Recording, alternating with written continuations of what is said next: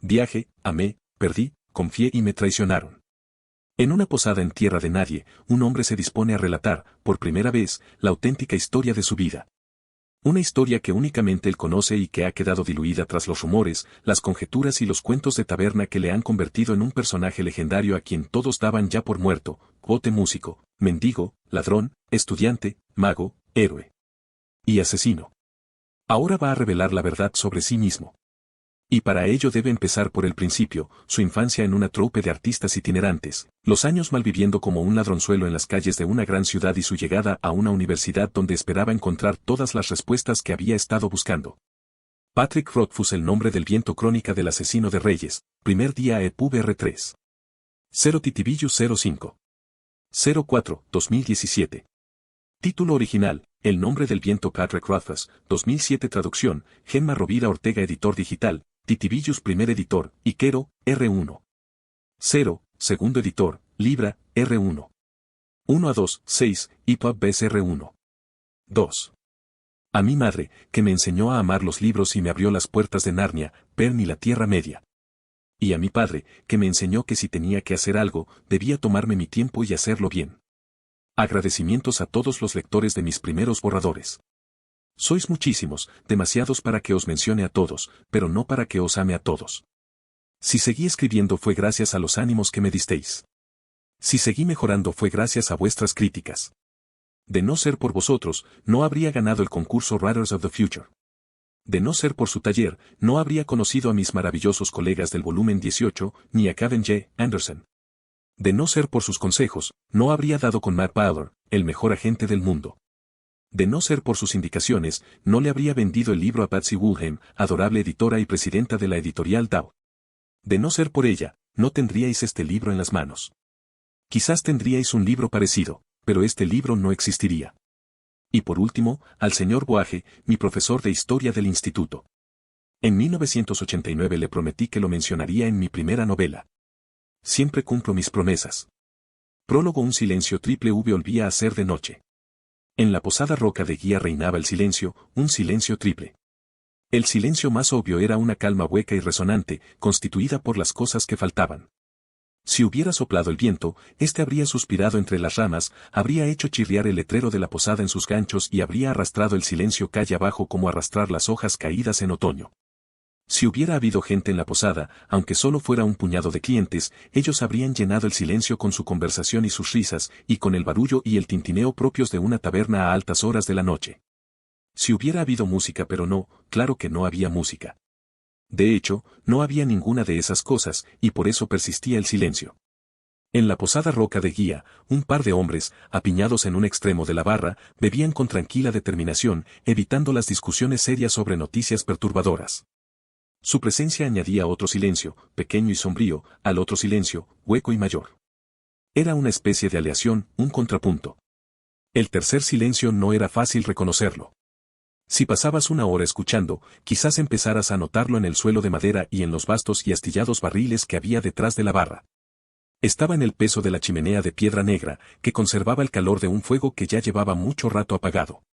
Estaba en el lento ir y venir de un trapo de hilo blanco que frotaba el veteado de la barra. Y estaba en las manos del hombre allí de pie, sacándole brillo a una superficie de caoba que ya brillaba bajo la luz de la lámpara. El hombre tenía el pelo rojo como el fuego. Sus ojos eran oscuros y distantes, y se movía con la sutil certeza de quienes saben muchas cosas. La posada Roca de Guía era suya, y también era suyo el tercer silencio. Así debía ser, pues ese era el mayor de los tres silencios, y envolvía a los otros dos. Era profundo y ancho como el final del otoño. Era grande y pesado como una gran roca alisada por la erosión de las aguas de un río. Era un sonido paciente e impasible como el de las flores cortadas, el silencio de un hombre que espera la muerte. Un sitio para los demonios era una noche de abatida, y la clientela habitual se había reunido en la Roca de Guía. No podía decirse que 5 personas formaran un grupo muy numeroso, pero últimamente, en los tiempos que corrían, nunca se reunían más de 5 clientes en la taberna. El viejo Cobb oficiaba de narrador y suministrador de consejos. Los que estaban sentados a la barra bebían y escuchaban. En la cocina, un joven posadero, de pie junto a la puerta, sonreía mientras escuchaba los detalles de una historia que ya conocía. Cuando despertó, Taborlin el Grande estaba encerrado en una alta torre. Le habían quitado la espada y lo habían despojado de sus herramientas, no tenía ni la llave, ni la moneda ni la vela. Pero no creáis que eso era lo peor. Cobb hizo una pausa para añadir suspense, porque las lámparas de la pared ardían con llamas azules. Graham, Jack y Sepa sintieron con la cabeza. Los tres amigos habían crecido juntos, escuchando las historias que contaba Cobb e ignorando sus consejos. Cobb miró con los ojos entrecerrados al miembro más nuevo y más atento de su reducido público, el aprendiz de herrero. ¿Sabes qué significaba eso, muchacho? Llamaban, muchacho, al aprendiz de herrero, pese a que les pasaba un palmo a todos. Los pueblos pequeños son así, y seguramente seguirían llamándolo, muchacho, hasta que tuviera una barba poblada o hasta que, harto de ese apelativo, hiciera sangrar a alguien por la nariz. El muchacho avanzaba lentamente y respondió, los Chandrian. Exacto, confirma Cobb. Los Chandrian. Todo el mundo sabe que el fuego azul es una de sus señales. Pues bien, pero ¿cómo lo habían encontrado? Lo interrumpió el muchacho. ¿Y por qué no lo mataron cuando tuvieron ocasión? Cállate, o sabrás todas las respuestas antes del final, dijo Jack. Deja que nos lo cuente. No le hables así, Jack, intervino Graham. Es lógico que el muchacho sienta curiosidad. Bebete tu cerveza. Ya me la he bebido, refunfuñó Jack. Necesito otra, pero el posadero está despellejando ratas en la cocina. Subió la voz y tocó la barra de caoba con su jarra vacía. Aquí hay unos hombres sentados. El posadero apareció con 5 cuencos de estofado y 2 hogazas calientes de pan. Le sirvieron más cerveza a Jack, a Sepp y al viejo Cobb, moviéndose con vigor y desenvoltura. Los hombres interrumpieron la relación mientras daban cuenta de la cena. El viejo Cobb se zampó su cuenco de estofado con la eficacia depredadora de un soltero de toda la vida. Los otros todavía estaban soplando en su estofado para enfriarlo cuando él se terminó el pan y retomó la historia. Taborlin tenía que huir, pero cuando miró alrededor vio que en su celda no había puerta. Ni ventanas. Lo único que había era piedra lisa y dura. Una celda de la que jamás había escapado a nadie. Pero Taborlin conocía el nombre de todas las cosas, y todas las cosas estaban a sus órdenes. Le dijo a la piedra, rómpete, y la piedra se rompió. La pared se partió como una hoja de papel, y por esa brecha Taborlin vio el cielo y respiró el dulce aire primaveral. Se acercó al borde, miró hacia abajo y, sin pensarlo 2 veces, se lanzó al vacío. El muchacho abrió mucho los ojos. No, exclamó. Cobb avanzando con seriedad. Taborlin se precipitó, pero no perdió la esperanza. Porque conocía el nombre del viento, y el viento le obedeció. Le habló al viento, y éste lo meció y lo acarició. Lo bajó hasta el suelo suavemente, como si fuera un vilano de cardo, y lo posó de pie con la dulzura del beso de una madre. Y cuando Taborlin llegó al suelo y se tocó el costado, donde lo habían apuñalado, vio que no tenía más que un rasguño. Quizás fuera cuestión de suerte. Cobb se dio unos golpecitos en el puente de la nariz, con aire de complicidad, o quizás tuvo algo que ver con el amuleto que llevaba debajo de la camisa. ¿Qué amuleto?, preguntó el muchacho intrigado, con la boca llena de estofado. El viejo Cobb se inclinó hacia atrás en el taburete, contento de que le exigieran más detalles. Unos días antes, Taborlin había conocido a un calderero en el camino. Y aunque Taborlin no llevaba mucha comida, compartió su cena con el anciano. Una decisión muy sensata, le dijo Graham en voz baja al muchacho. Porque como sabe todo el mundo, un calderero siempre paga doblemente los favores. No, no rezongó Jack. Dilo bien, con un consejo paga doble el calderero el favor imperecedero. El posadero, que estaba plantado en la puerta de la cocina, detrás de la barra, habló por primera vez esa noche. Te dejas más de la mitad, siempre sus deudas paga el calderero, paga una vez cuando lo ha comprado, paga doble a quien le ha ayudado, paga triple a quien le ha insultado. Los hombres que estaban sentados a la barra se observaron casi sorprendidos de ver a Cote allí de pie. Llevaban meses yendo a la roca de guía todas las noches de abatida, y hasta entonces Cote nunca había participado en la conversación. De hecho, eso no le extrañaba a nadie. Solo llevaba 1 año en el pueblo, todavía lo consideraban un forastero. El aprendiz de herrero vivía allí desde los 11 años y seguía llamándole, ese chico de Danish, como si Danish fuera un país extranjero y no un pueblo que estaba a menos de 50 kilómetros de allí. Lo oí decir una vez, dijo Cote, notablemente turbado, para llenar el silencio. El viejo Cobb avanzaba con la cabeza, carraspeó y retomó el hilo de la historia. Pues bien, ese amuleto valía un cubo lleno de reales de oro, pero para recompensar a Taborlin por su generosidad, el calderero se lo vendió por solo un penique de hierro, un penique de cobre y un penique de plata. Era negro como una noche de invierno y estaba frío como el hielo, pero mientras lo llevaba colgado del cuello, Taborlin estaría a salvo de todas las cosas malignas. demonios y demás. Daría lo que fuera por una cosa así en los tiempos que corren, dijo Seb, sombrío. Era el que más había bebido y el que menos había hablado en el curso de la velada. Todos sabían que algo malo había pasado en su granja la noche del prendido pasado, pero como eran buenos amigos, no le habían insistido para que se lo contara. Al menos no tan pronto, ni estoy todos tan sobrios. Ya, y quien no, dijo el viejo Cobb diplomáticamente, y dio un largo sorbo de su cerveza. No sabía que los Chandrian eran demonios, dijo el muchacho. Tenía entendido que no son demonios, dijo Jake con firmeza. Fueron las 6 primeras personas que rechazaron el camino marcado por Telú, y él los maldijo y los condenó a deambular por los rincones de ¿Eres tú quien cuenta esta historia, Jacob Walker? Saltó Cobb. Porque si es así, puedes continuar. Los dos hombres se miraron largo rato con fijeza. Al final, Jake desvió la mirada y masculló algo que quizás fuera una disculpa. Cobb se volvió hacia el muchacho y explicó, ese es el misterio de los Chandrian. ¿De dónde vienen? ¿A dónde van después de cometer sus sangrientos crímenes? ¿Son hombres que vendieron su alma? ¿Demonios? ¿Espíritus? Nadie lo sabe. Cobb le lanzó una mirada de profunda desdén a Jake y añadió, aunque los imbéciles aseguren saberlo a partir de ese momento, la historia dio pie a numerosas discusiones sobre la naturaleza de los Chandrian, sobre las señales que alertaban de su presencia a los que estaban atentos y sobre si el amuleto protegería a Taborlin de los bandidos, o de los perros enloquecidos, o de las caídas del caballo. La conversación se estaba acalorando cuando la puerta se abrió de par en par. Jake giró la cabeza. Ya era hora, Carter.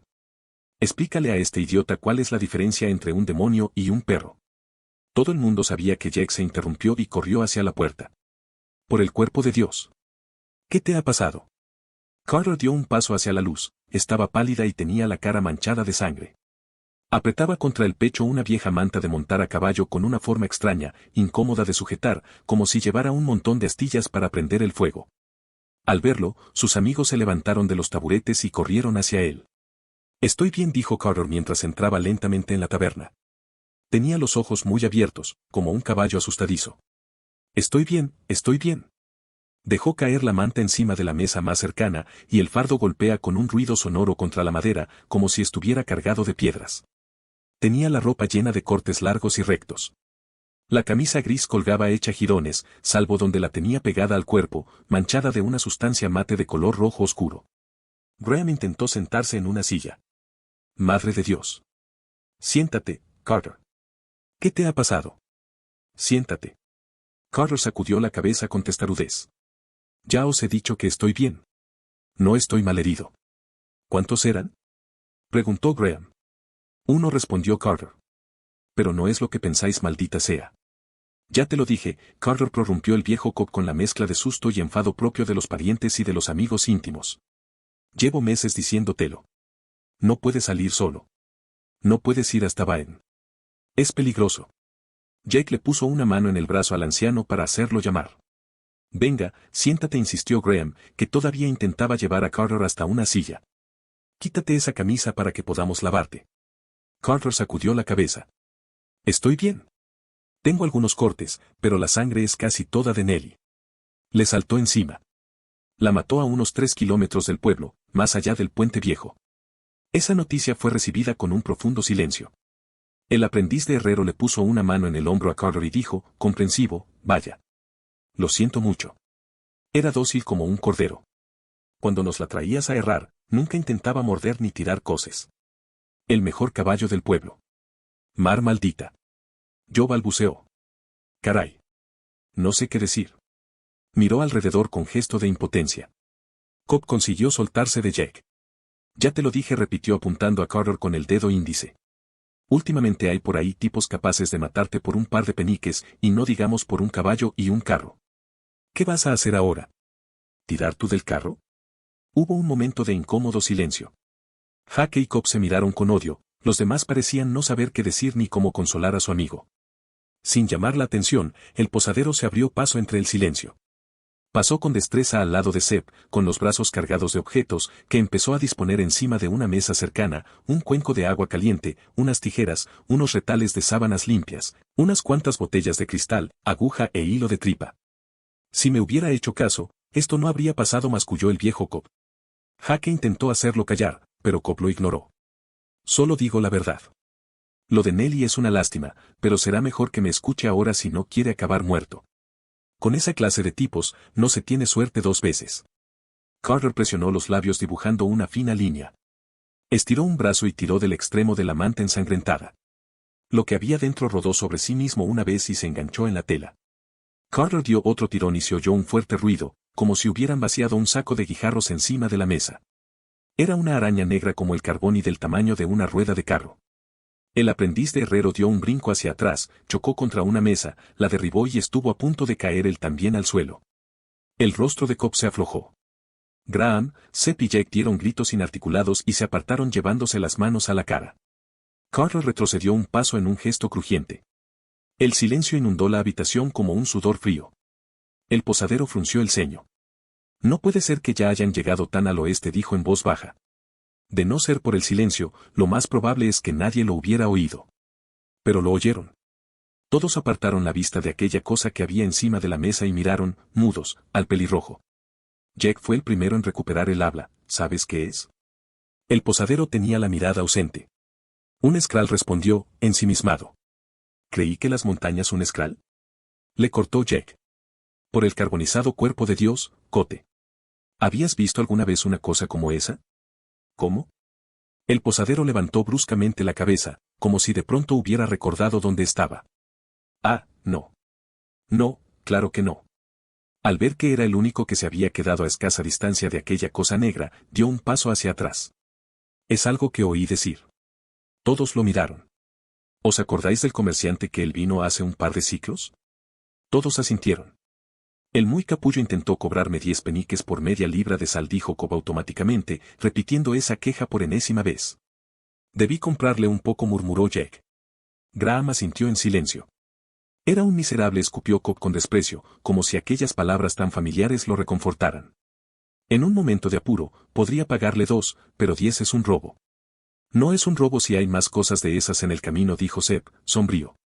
Todos volvieron a dirigir la mirada hacia la cosa que estaba encima de la mesa.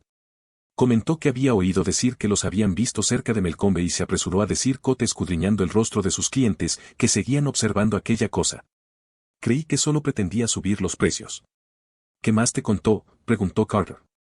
El posadero se quedó un momento pensativo y luego se encogió de hombros. No me enteré de toda la historia. Solo se quedó un par de horas en el pueblo. No me gustan las arañas, dijo el aprendiz de herrero. Se había quedado a más de 4 metros de la mesa. Tapadla. No es una araña, aclaró Jake. No tiene ojos. Tampoco tiene boca, apuntó Carter. ¿Cómo viene? ¿Qué viene?, preguntó Sepp, sombrío. El posadero seguía observando aquella cosa con curiosidad. Se acercó un poco más y estiró un brazo. Los demás se apartaron un poco más de la mesa. Cuidado, dijo Carter. Tiene las patas afiladas como cuchillos. Como navajas de afeitar, diría yo, dijo Cote. Acarició con sus largos dedos el cuerpo negro e informe del Skrull. Es duro y suave, como la cerámica. No lo toques, dijo el aprendiz de herrero. Con cuidado, el posadero cogió una de las largas y lisas patas e intentó partirla con ambas manos, como si fuera un palo. No, no es duro como la cerámica rectificada. La puso contra el borde de la mesa y se apoyó en ella con todo el peso del cuerpo. La pata se partió con un fuerte crack. Parece más bien de piedra. Miró a Carter y preguntó, ¿cómo se hicieron todas esas grietas? Señaló las finas rajas que cubrían la lisa y negra superficie del cuerpo. Nelly se le cayó encima, explicó Carter. Esa cosa saltó de un árbol y empezó a trepar por ella, haciéndole cortes con las patas. Se movía muy deprisa.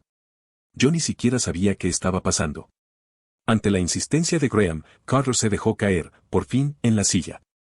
Nelly se enredó con el arnés, se cayó encima de esa cosa y le rompió unas cuantas patas. Entonces eso se dirigió hacia mí, se me subió encima y empezó a treparme por todo el cuerpo. Cruzó los brazos sobre el pecho ensangrentado y se estremeció. Conseguí quitármelo de encima y lo pisé con todas mis fuerzas. Entonces volvió a subirse, me dejó la frase sin terminar, estaba pálida como la cera. El posadero se acercó con la cabeza y siguió examinando aquella cosa. No tiene sangre. Ni órganos. Por dentro es solo una masa gris. Hundió un dedo. Como una seta. Portelú. No la toques más, dijo, suplicante, el aprendiz de herrero. A veces las arañas pican después de muertas. ¿Queréis hacer el favor?, intervino Cobb con mordacidad. Las arañas no son grandes como cerdos. Ya sabéis qué es esa cosa. Miró alrededor, deteniéndose en cada uno de los presentes. Es un demonio. Todos miraron aquella cosa rota. No digas tonterías, dijo Jake, acostumbrado a llevar la contraria. No es como hizo un ademán vago. No puede, todos sabían qué estaba pensando.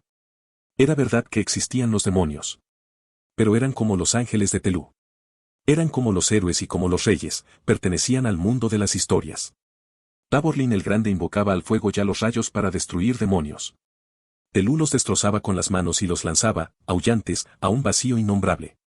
Tu amigo de la infancia no mataba a uno a pisotones en el camino de Baenbryt. Eso era ridículo. Cote se pasó una mano por el cabello rojo, y luego interrumpió el silencio. Solo hay una forma de saberlo, dijo metiéndose una mano en el bolsillo. ¿Hierro o fuego? Sacó una bolsita de cuero abultada.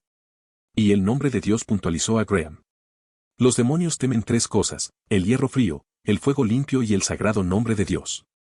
El posadero presionó los labios sin llegar a esbozar una mueca de desagrado. Claro, dijo mientras vaciaba la bolsita de cuero sobre la mesa, y empezó a rebuscar entre las monedas. Había pesados talentos de plata, finos sueldos de plata, iotas de cobre, medios peniques y drabines de hierro. ¿Alguien tiene un ardite?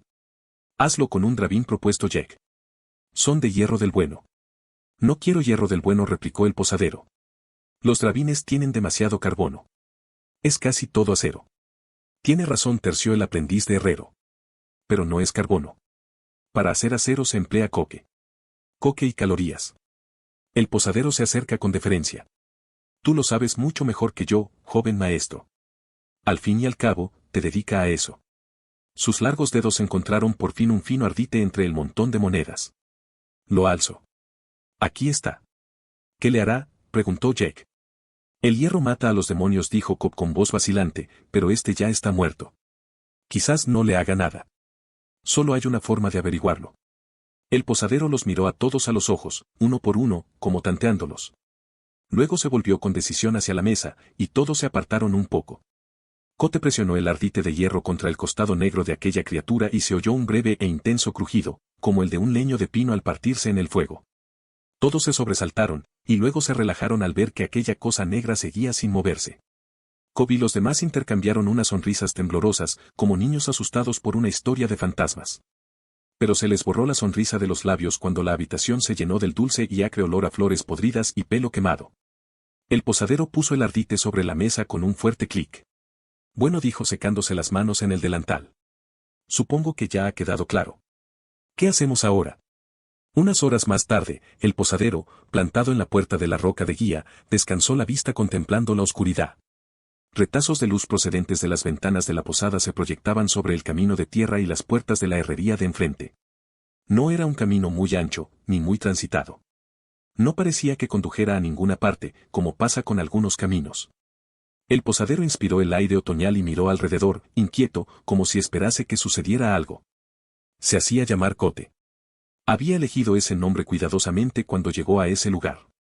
Había adoptado un nuevo nombre por las razones habituales, y también por algunas no tan habituales, entre las que estaba el hecho de que, para él, los nombres tenían importancia. Miró hacia arriba y vio 1.000.000 de estrellas centelleando en el oscuro terciopelo de una noche sin luna. Las conocieron todas, sus historias y sus nombres. Las conocía bien y le eran tan familiares como, por ejemplo, sus propias manos. Miró hacia abajo, suspiró sin darse cuenta y entró en la posada. Echó el cerrojo de la puerta y cerró las grandes ventanas de la taberna, como si quisiera alejarse de las estrellas y de sus muchos nombres. Barrió el suelo metódicamente, sin dejarse ni un rincón. Limpió las mesas y la barra, desplazándose de un sitio a otro con paciente eficacia. Tras una hora de trabajo, el agua del cubo todavía estaba tan limpia que una dama habría podido lavarse las manos con ella. Por último, llevó un taburete detrás de la barra y comenzó a limpiar el enorme despliegue de botellas apretujadas entre los dos inmensos barriles. Esa tarea no la realizó con tanto esmero como las otras, y pronto se hizo evidente que limpiar las botellas era solo un pretexto para tener las manos ocupadas. Incluso tarareó un poco, aunque ni se dio cuenta, si lo hubiera sabido, habría dejado de hacerlo. Hacía girar las botellas con sus largas y elegantes manos, y la familiaridad de ese movimiento borró algunas arrugas de cansancio de su rostro, pareciendo más joven, por debajo de los 30 años. Muy por debajo de los 30 años. Era joven para ser posadero. Era joven para que se marcaran en su rostro tantas arrugas de cansancio. Kote llegó al final de la escalera y abrió la puerta. Su habitación era austera, casi monacal. En el centro había una chimenea de piedra negra, un par de butacas y una mesita. Aparte de eso, no había más muebles que una cama estrecha con un gran arcón oscuro a los pies. Ninguna decoración en las paredes, nada que cubra el suelo de madera. Se oyeron pasos en el pasillo, y un joven entró en la habitación con un cuenco de estofado que humeaba y olía a pimienta. Era moreno y atractivo, con la sonrisa fácil y unos ojos que revelaban astucia. Hacía semanas que no subías tan tarde, dijo al mismo tiempo que le daba el cuenco. Esta noche deben de haber contado buenas historias, Resi. Resi era otro de los nombres del posadero, casi un apodo. Al oírlo, una de las comisuras de su boca se desplazó componiendo una sonrisa irónica, y se sentó en la butaca que había delante del fuego. A ver, Bast, ¿qué has hoy aprendido? Hoy, maestro, he aprendido porque los grandes amantes tienen mejor vista que los grandes eruditos. Ah, sí. ¿Y por qué es, Bast? Preguntó Kote con un deje jocoso en la voz. Bast cerró la puerta y se sentó en la otra butaca, girándola para colocarse enfrente de su maestro y del fuego. Se movía con una elegancia y una delicadeza extrañas, casi como si danzara. Verás, Resi, todos los libros interesantes se encuentran en lugares interiores y mal iluminados. En cambio, las muchachas adorables suelen estar al aire libre, y por lo tanto es mucho más fácil estudiarlas sin riesgo de estropear la vista. Kote ascendiendo. Pero un alumno excepcionalmente listo podría llevarse un libro afuera, y así podría mejorar sin temor a perjudicar su valiosa facultad de la vista. Lo mismo pensé yo, Resi. Que soy, por supuesto, un alumno excepcionalmente listo. Por supuesto. Pero cuando encontré un sitio al sol donde podía leer, una muchacha hermosa se me acercó y me impidió dedicarme a la lectura, terminó Bast con un floreo. Kote dio un suspiro. ¿Me equivoco si deduzco que hoy no has podido leer ni una página de Ceylon Tenture? Bast compuso un gesto de falso arrepentimiento. Kote miró el fuego y trató de adoptar una expresión severa, pero no lo consiguió. Ay, Bast. Espero que esa muchacha fuera tan adorable como una brisa templada bajo la sombra de un árbol. Ya sé que soy un mal maestro por decirlo, pero me alegre. Ahora mismo no estoy muy inspirado para una larga tanda de lecciones. Hubo un momento de silencio. Esta noche a Carter lo ha atacado un Skrull. La fácil sonrisa de Bast desapareció como si se le resquebrajara una máscara, dejándole un semblante pálido y afligido. ¿Un Skrull? Hizo ademán de levantarse, como si pensara salir corriendo de la habitación, entonces frunció el ceño, abochornado, y se obligó a sentarse de nuevo en la butaca. ¿Cómo lo sabes? ¿Quién ha encontrado su cadáver? Carter sigue vivo, Bast. Lo ha traído aquí. Solo había uno. No puede haber un solo Skrull, dijo Bast con rotundidad. Ya lo sabes. Sí, lo afirmó Kote. Pero el hecho es que solo había uno. ¿Y dices que Carter lo mató? Se extrañó Bast. No pudo ser un Skrull. Quizás era un Skrull, Bast. Lo he visto con mis propios ojos. Kote lo miró con seriedad y añadió, Carter tuvo suerte, eso es todo. Aunque quedó muy malherido. Le he dado 48 puntos. He gastado casi todo el hilo de tripa que tenía. Kote cogió su cuenco de estofado y prosiguió, si alguien pregunta, diles que mi abuelo era un guardia de caravanas que me enseñó a limpiar y coser heridas. Esta noche estaban todos demasiado conmocionados para hacer preguntas, pero mañana algunos sentirán curiosidad. Y eso no me interesa. Soplo en el cuenco levantando una nube de vaho que le tapó la cara. ¿Qué has hecho con el cadáver? Yo no he hecho nada con el cadáver, aclaró Kote. Yo solo soy un posadero. No me corresponde ocuparme de ese tipo de cosas. No puedes dejar que se las arreglen ellos solos, Resi. Kote suspiró. Se lo han llevado al sacerdote, que ha hecho todo lo que hay que hacer, aunque por motivos totalmente equivocados. Bast abrió la boca pero, antes de que pudiera decir algo, Kote continuó, sí, me he asegurado de que la fosa fuera lo bastante profunda. Sí, me aseguró de que hubiera madera de cerval en el fuego. Sí, me he asegurado de que ardiera bien antes de que lo enterrasen. Y sí, me he asegurado de que nadie se quedará un trozo como recuerdo. Frunció la frente hasta juntar las cejas. No soy idiota, ¿sabes? Bast se relajó notablemente y se recostó de nuevo en la butaca. Ya sé que no eres idiota, Resi. Pero yo no confiaría en que la mitad de esos tipos sean capaces de mear a sotavento sin ayuda. Se quedó en un momento pensativo. No me explico que solo hubiera uno. Quizás murieran cuando atravesaron las montañas, sugirió Kote. Todos menos ese. Puede ser admitido Bast de mala gana. Quizás fuera esa tormenta de hace un par de días, apuntó Cote. Fue una auténtica tumbacarretas, como las llamábamos en la troupe. El viento y la lluvia podrían haber hecho que uno se separara de la manada. Me gusta más tu primera idea, dijo Rashi Bast, incómodo. 3 o 4 escrales en este pueblo serían como un cuchillo caliente cortando mantequilla. Como varios cuchillos calientes cortando a varias docenas de granjeros, más bien, repuso Bast con aspereza. Esos tipos no saben defenderse. Apuesto a que entre todos no llegarían a juntar 6 espadas. Aunque las espadas no servirían de mucho contra los escrales. Hubo un largo y reflexivo silencio. Al cabo de un rato, Bast empezó a moverse, inquieto, en la butaca. ¿Alguna noticia? Cote negado con la cabeza. Esta noche no han llegado a las noticias. Carter los ha interrumpido cuando todavía estaban contando historias. Eso ya es algo, supongo. Volverán mañana por la noche. Así tendré algo que hacer. Cote metió distraídamente la cuchara en el estofado. Debí comprarle ese scral a Carter, musitó. Así él habría podido comprarse otro caballo. Habría venido gente de todas partes a verlo. Habríamos tenido trabajo, para variar. Bast lo miró horrorizado. Cote lo tranquilizó con un gesto de la mano con que sujetaba la cuchara. Lo digo en broma, Bast. Esbozó una sonrisa floja. Pero habría estado bien. No, Resi.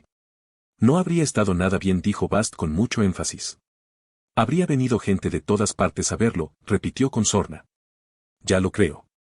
Habría sido bueno para el negocio, aclaró Cote. Me vendría bien un poco de trabajo. Volvió 1 metro la cuchara en el estofado. Cualquier cosa me vendría bien. Se quedaron callados largo rato. Cote contemplaba su cuenco de estofado con la frente arrugada y la mirada ausente. Esto debe de ser horrible para ti, Bast, dijo por fin. Debes de estar muerto de aburrimiento. Bast se encogió de hombros. Hay unas cuantas esposas jóvenes en el pueblo. Y unas cuantas doncellas. Sonrió como un niño. Sé buscarme diversiones. Me alegro, Bast. Hubo otro silencio. Cote cogió otra cucharada, masticó y tragó. Creían que era un demonio. Bast se encogió de hombros. Es mejor así, Resi. Seguramente es mejor que piensen eso. Ya lo sé. De hecho, yo he colaborado a que lo piensen. Pero ya sabes qué significa eso. Miró a Bast a los ojos. El herrero va a tener un par de días de mucho trabajo. El rostro de Bast se vació lentamente de toda expresión. Sí. Cote ascendiendo. Si quieres marcharte no te lo reprocharé, Bast. Tienes sitios mejores donde estar que este. Bast estaba perplejo. No podría marcharme, Resi. Abrió y cerró la boca varias veces, sin saber qué decir. ¿Quién me instrumentaría? Cote irritante, y por un instante su semblante mostró lo joven que era en realidad.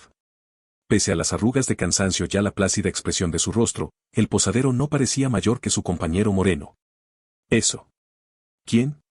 Señaló la puerta con la cuchara. Vete a leer, o a perseguir a la hija de algún granjero. Estoy seguro de que tienes cosas mejores que hacer que verme comer. La verdad es que, fuera de aquí, demonio, dijo Cote, y con la boca llena, y con un marcado acento témico, añadió, Teusantausaea. Bast rompió a reír e hizo un gesto obsceno con una mano. Cote tragó y cambió de idioma, Aroi te den aleyan. Pero bueno, le reprochó a Bast, y la sonrisa se borró de sus labios. Eso es un insulto. Por la tierra y por la piedra, abjuro de ti. Cote metió los dedos en la jarra que tenía al lado y le lanzó unas gotas a Bast. Que pierdas todos tus encantos. ¿Con sidra? Bast consiguió parecer divertido y enojado a la vez, mientras reconocía una gota de líquido de la pechera de su camisa. Ya puedes rezar para que esto no manche. Cote comió un poco más. Ve a lavarla. Si la situación es desesperada, te recomiendo que utilices alguna de las numerosas fórmulas disolventes que aparecen en Ceylon Tincture. Capítulo 13, creo. Está bien. Bast se levantó y fue hacia la puerta, caminando con su extraña y desenfadada elegancia. Llámame si necesitas algo. Salió y cerró la puerta. Cote comió despacio, rebañando hasta la última gota de salsa del cuenco con un trozo de sartén. Mientras comía, miraba por la ventana, o lo intentaba, porque la luz de la lámpara hacía espejear el cristal contra la oscuridad de fuera. Inquieto, paseó la mirada por la habitación. La chimenea estaba hecha de la misma piedra negra que la que había en el piso de abajo. Estaba en el centro de la habitación, una pequeña hazaña de ingeniería de la que Cote se sentía muy orgulloso. La cama era pequeña, poco más que un camastro, y si las tocabas veías que el colchón era casi inexistente. Un observador avesado se habría fijado en que había algo que la mirada de Cote evitaba. De la misma manera que se evita mirar a los ojos a una antigua amante en una cena formal, o a un viejo enemigo al que se encuentra en una concurrida taberna a altas horas de la noche. Cote intentó relajarse, no lo consiguió, se retorció las manos, suspiró, se revolvió en la butaca, y al final no pudo evitar que sus ojos se fijaran en el arcón que había a los pies de la cama. Era de roa, una madera poco común, pesada, negra como el carbón y lisa como el cristal. Muy valorada por perfumistas y alquimistas, un trozo del tamaño de un pulgar valía oro. Un arcón hecho de esa madera era un auténtico lujo. El arcón tenía 3 cierres. Uno era de hierro, otro, de cobre, y el tercero era invisible. Esa noche, la madera impregnaba la habitación de un aroma casi imperceptible a cítricos ya hierro recién enfriado. Cuando Cote posó la mirada en el arco, no la apartó rápidamente. Sus ojos no resbalaron con astucia hacia un lado, fingiendo no haber reparado en él. Pero solo con mirarlo un momento, su rostro recuperó todas las arrugas que los sencillos placeres del día habían borrado. El consuelo que le habían proporcionado sus botellas y sus libros se esfumó en un segundo, dejando detrás de sus ojos solo vacío y dolor. Por un instante, una nostalgia y a pesar de intenso se reflejaron en su cara. Entonces desaparecieron, y lo sustituyeron el rostro cansado de un posadero, un hombre que se hacía llamar Cote.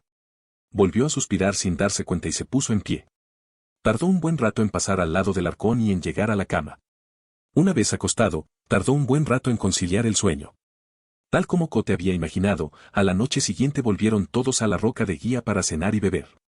Hubo unos cuantos intentos desganados de contar historias, pero fracasaron rápidamente. Nadie estaba de humor para historias. De modo que todavía era temprano cuando la conversación abordó asuntos de mayor trascendencia. Comentaron los rumores que circulaban por el pueblo, la mayoría inquietantes.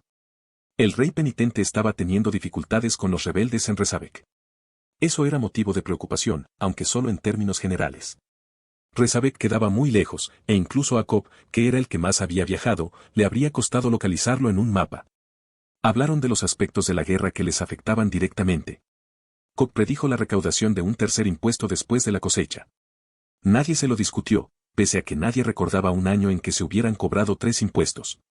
Hake auguró que la cosecha sería buena y que por lo tanto ese tercer impuesto no arruinaría a muchas familias. Excepto a los Bentley, que ya tenían dificultades. Y a los Horizon, cuyas ovejas no paraban de desaparecer. Y a Martín el Chiflado, que ese año solo había plantado cebada. Todos los granjeros con 2 dedos de frente habían plantado judíos. Eso era lo bueno que tenía la guerra, que los soldados comían judíos y que los precios subirían. Después de unas cuantas cervezas más, empezaron a expresar otras preocupaciones más graves. Los caminos estaban llenos de desertores y de otros oportunistas que hacían que hasta los viajes más cortos resultaran peligrosos. Que los caminos estuvieran mal no era ninguna novedad, eso lo daban por hecho, como daban por hecho que en invierno hacía frío. La gente se quejaba, tomaba sus precauciones y seguía ocupándose de vivir su vida. Pero aquello era diferente. Desde hacía 2 meses, los caminos estaban tan mal que la gente había dejado de quejarse. La última caravana que había pasado por el pueblo la formaban 2 carromatos y 4 guardias. El comerciante había pedido 10 peniques por media libra de sal y membrillos por una barra de azúcar. No llevaba pimienta, canela ni chocolate. Tenía un pequeño saco de café, pero quería 2 talentos de plata para él. Al principio, la gente se había reído de esos precios. Luego, al ver que el comerciante se mantenía firme, lo insultaron y escupieron en el suelo. Eso había ocurrido hacía 2 ciclos, 22 días. Desde entonces no había pasado por el pueblo ningún otro comerciante serio, aunque era la estación en la que solían hacerlo. De modo que, pese a que todos tenían presente la amenaza de un tercer impuesto, la gente miraba en sus bolsitas de dinero y lamentaba no haber comprado un poco de algo por si las primeras nevadas se adelantaban. Nadie habló de la noche anterior, ni de esa cosa que habían quemado y enterrado. En el pueblo sí hablaban, por supuesto. Circulan muchos rumores. Las heridas de Carter contribuyeron a que esos rumores se tomaran medio en serio, pero solo medio en serio.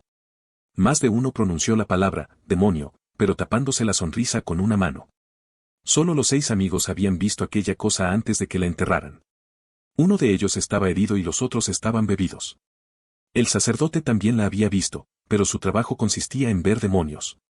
Los demonios eran buenos para su negocio.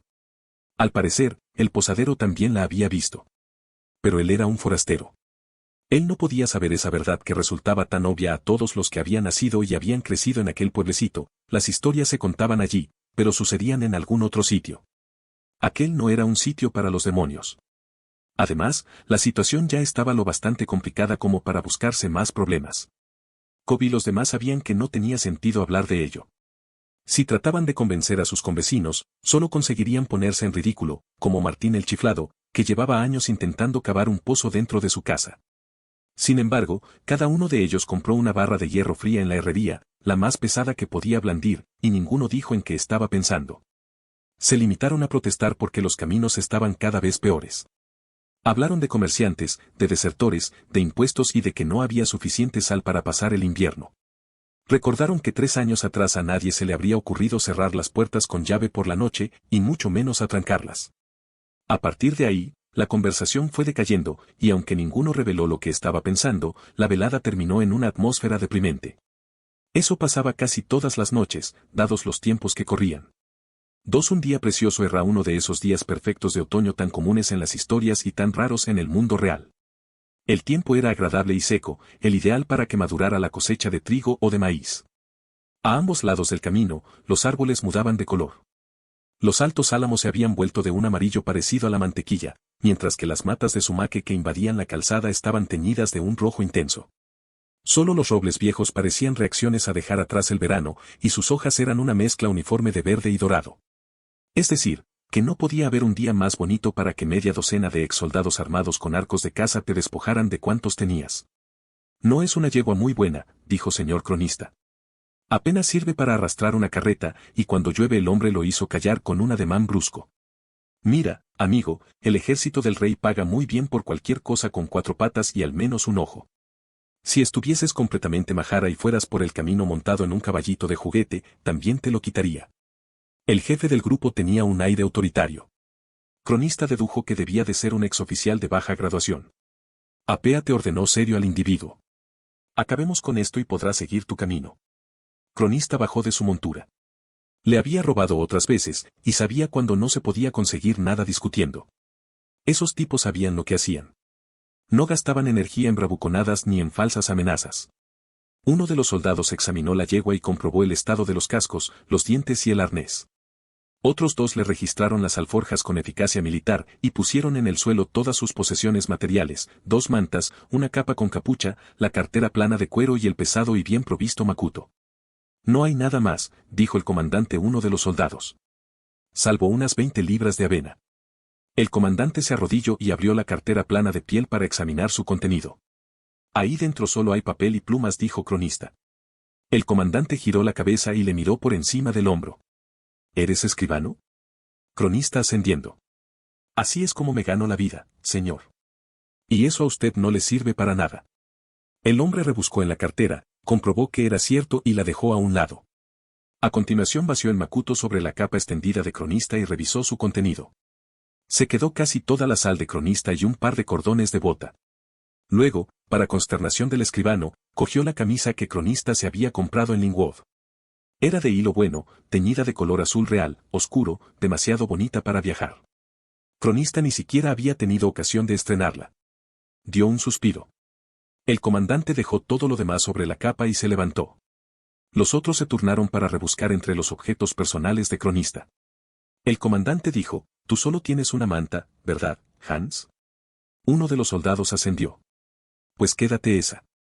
Necesitarás otro antes de que termine el invierno.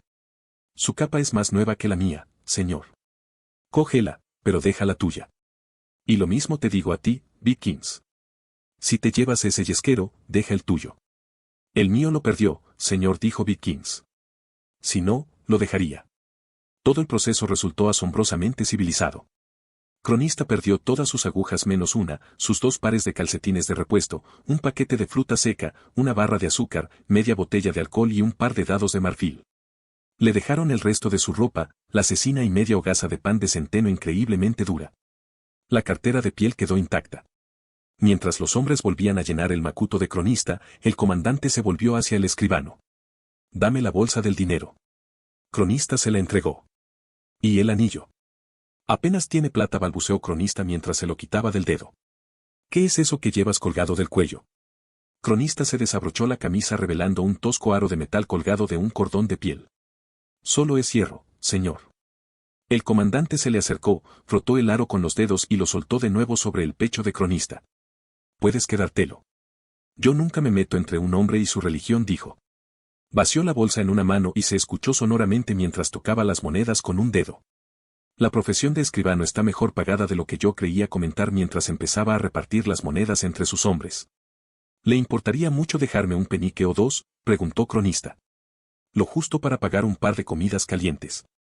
Los 6 hombres se volvieron y miraron a Cronista como si no pudieran dar crédito a lo que acababan de oír. El comandante rió. Por el cuerpo de Dios.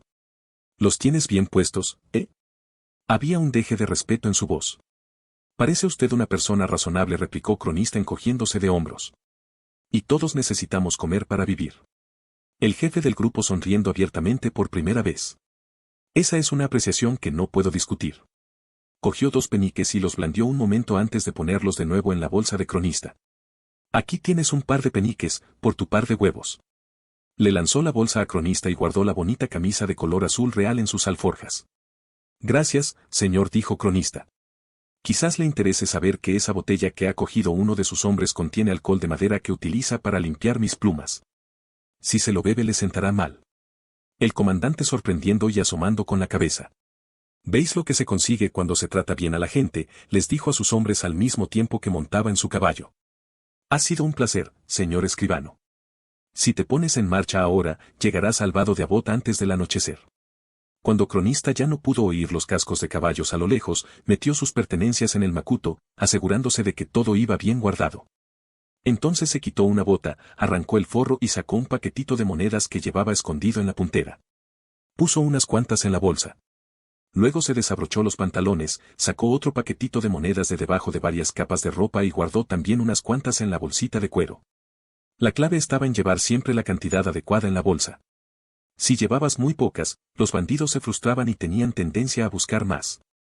Si llevabas muchas, se emocionaban, se crecían y podían volverse codiciosos. Había un tercer paquetito de monedas dentro de la hogaza de pan, tan dura que solo habría interesado al más desesperado de los delincuentes. Ese no lo tocó de momento, como tampoco el talento de plata que tenía escondido en un tintero. Con los años, había acabado por considerar esa última moneda un amuleto. Nadie la había encontrado todavía. Tenía que admitir que seguramente aquel había sido el robo más civilizado de que había sido víctima. Los soldados habían demostrado ser educados, eficientes y no demasiado despabilados. Perder el caballo y la silla era una contrariedad, pero podía comprar otro en el vado de Abot y aún le quedaría dinero para vivir con holgura hasta que terminara esa insensatez y se reuniese con Scarp y Entrella. Cronista sintió necesidad de orinar y se metió entre los humaques, rojos como la sangre, que había en la cuneta. Cuando estaba abrochándose de nuevo los pantalones, algo se movió entre los matorrales cercanos, y de ello salió una figura oscura.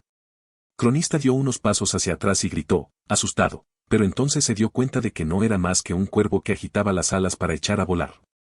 Chascó la lengua, avergonzado de sí mismo, se arregló la ropa y volvió al camino a través del sumaque, apartando las telarañas invisibles que se le enganchaban en la cara. Se colgó el macuto y la cartera de los hombros, y de pronto se sintió más animado. Lo peor ya había pasado, y no había sido tan grave. La brisa desprendía las hojas de los álamos, que caían girando sobre sí mismas, como monedas doradas, sobre el camino de tierra y con profundas roderas. Hacía un día precioso. Tres Madera y Palabra Caote hojeaba distraídamente un libro, tratando de ignorar el silencio de la posada vacía, cuando se abrió la puerta y por ella entró Graham. Ya terminó. Graham maniobró entre el laberinto de mesas con exagerado cuidado. Iba a traerlo anoche, pero me dije, una última capa de aceite, lo froto y lo dejo secar. Y no me arrepiento. ¡Qué caramba! Es lo más bonito que han hecho estas manos. Entre las cejas del posadero apareció una fina arruga. Entonces, al ver el paquete plano que sujetaba Graham, su rostro se iluminó. ¡Ah! El tablero de soporte. Cote esbozó una sonrisa cansada. Lo siento, Graham. Ha pasado mucho tiempo. Casi lo había olvidado. Graham lo miró con extrañeza. 4 meses no es mucho tiempo para traer madera desde Oriental como están los caminos. 4 meses, repitió Cote. Reparó en que Graham seguía mirándolo y se apresuró a añadir, eso puede ser una eternidad si estás esperando algo. Intentó componer una sonrisa tranquilizadora, pero salió muy forzada. Cote no tenía buen aspecto. No parecía exactamente enfermizo, pero sí apagado. Lánguido. Como una planta a la que han trasplantado a un tipo de tierra que no le conviene y que empieza a marchitarse porque le falta algún nutriente vital. Graham percibió la diferencia. Los gestos del posadero ya no eran tan prolijos. Su voz no era tan profunda. Hasta sus ojos habían cambiado, ya no brillaban como unos meses atrás. Su color parecía más pálido. Eran menos espuma de mar, menos hierba verde que antes. Ahora parecían del color de las algas de río, o del culo de una botella de cristal verde. Antes también le brillaba el cabello, de color fuego. Ahora parecía rojo, sencillamente rojo. Cote retiró la tela y miró debajo. La madera era de color carbón, con veteado negro y pesada como una plancha de hierro. Había 3 ganchos negros clavados sobre una palabra tallada en la madera. Delirio, leyó Graham. Extraño nombre para una espada. Cote estaría tratando de borrar toda expresión de su semblante. ¿Cuánto te debo?, preguntó en voz baja. Graham caviló unos instantes. Después de lo que me diste para pagar la madera, un atisbo de astucia brilló en sus ojos. 1,3. Cote le dio 2 talentos. Quédate el cambio. Es una madera difícil de trabajar. Sí que lo es, replicó Graham con cierta satisfacción. Dura como la piedra bajo la sierra. Y con el formón, como el hierro. Las voces que llegué a dar. Y luego, no podía quemarla. Ya me fijó, dijo Cote con un destello de curiosidad, y pasó un dedo por el oscuro surco de las letras en la madera. ¿Cómo lo has conseguido? Bueno, respondió Graham con petulancia, cuando ya había malgastado medio día, la llevé a la herrería. El muchacho y yo conseguimos marcarla con un hierro candente. Tardamos más de 2 horas en grabar las letras. No salió ni una voluta de humo, pero apestaba a cuero viejo ya trébol. La condenada. ¿Qué clase de madera es esa que no arde? Graham esperó un minuto, pero el posadero no daba señales de haberlo oído. ¿Y dónde quieres que lo cuelgue? Cote despertó lo suficiente para mirar en torno a sí. Creo que eso ya lo haré yo, dijo. Todavía no he decidido dónde voy a ponerlo. Graham dejó un puñado de clavos de hierro y se despidió del posadero. Cote se quedó en la barra, pasando distraídamente las manos por el tablero de madera y por la palabra grabada en él. Poco después, Bast salió de la cocina y miró por encima del hombro de su maestro. Hubo un largo silencio que pareció un homenaje a los difuntos. Al final, Bast habló. ¿Puedo hacerte una pregunta, Reci? Cote alarmantemente con amabilidad. Por supuesto, Bast. ¿Alguna pregunta molesta? Esas suelen ser las únicas que merecen la pena.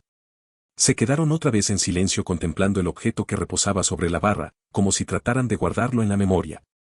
Delirio. Bast luchó consigo mismo unos instantes, abrió la boca, la cerró, puso cara de frustración y repitió todo el proceso. Suéltalo ya, dijo Cote. ¿En qué pensabas? Preguntó Bast con una extraña mezcla de confusión y preocupación. Cote tardó mucho en contestar. Tengo tendencia a pensar demasiado, Bast. Mis mayores éxitos fueron producto de decisiones que tomé cuando dejé de pensar e hice sencillamente lo que me parecía correcto. Aunque no había ninguna buena explicación para lo que había hecho. Compuso una sonrisa nostálgica. Aunque hubiera muy buenas razones para que no hiciese lo que hice. Bast se pasó una mano por un lado de la cara. Entonces, ¿intentas no adelantarte a los acontecimientos? Cote vaciló un momento. Podríamos decirlo así, admitió. Yo podría decir eso, dijo Bast con aire de suficiencia. Tú, en cambio, complicarías las cosas innecesariamente. Cote se encogió de hombros y dirigió la mirada hacia el tablero. Lo único que tengo que hacer es buscarle un sitio, supongo. ¿Aquí fuera? Bast estaba horrorizado. Cote llamativamente con picardía y su rostro recuperó cierta vitalidad. Por supuesto, dijo regodeándose, al parecer, con la reacción de Bast. Contempló las paredes con mirada especulativa y frunció los labios. ¿Y tú, dónde las pondrías? En mi habitación, contestó Bast. Debajo de mi cama. Cote acercándose distraídamente, sin dejar de observar las paredes. Pues ve a buscarla. Hizo un leve ademán de apremio, y Bast salió a toda prisa y claramente contrariado.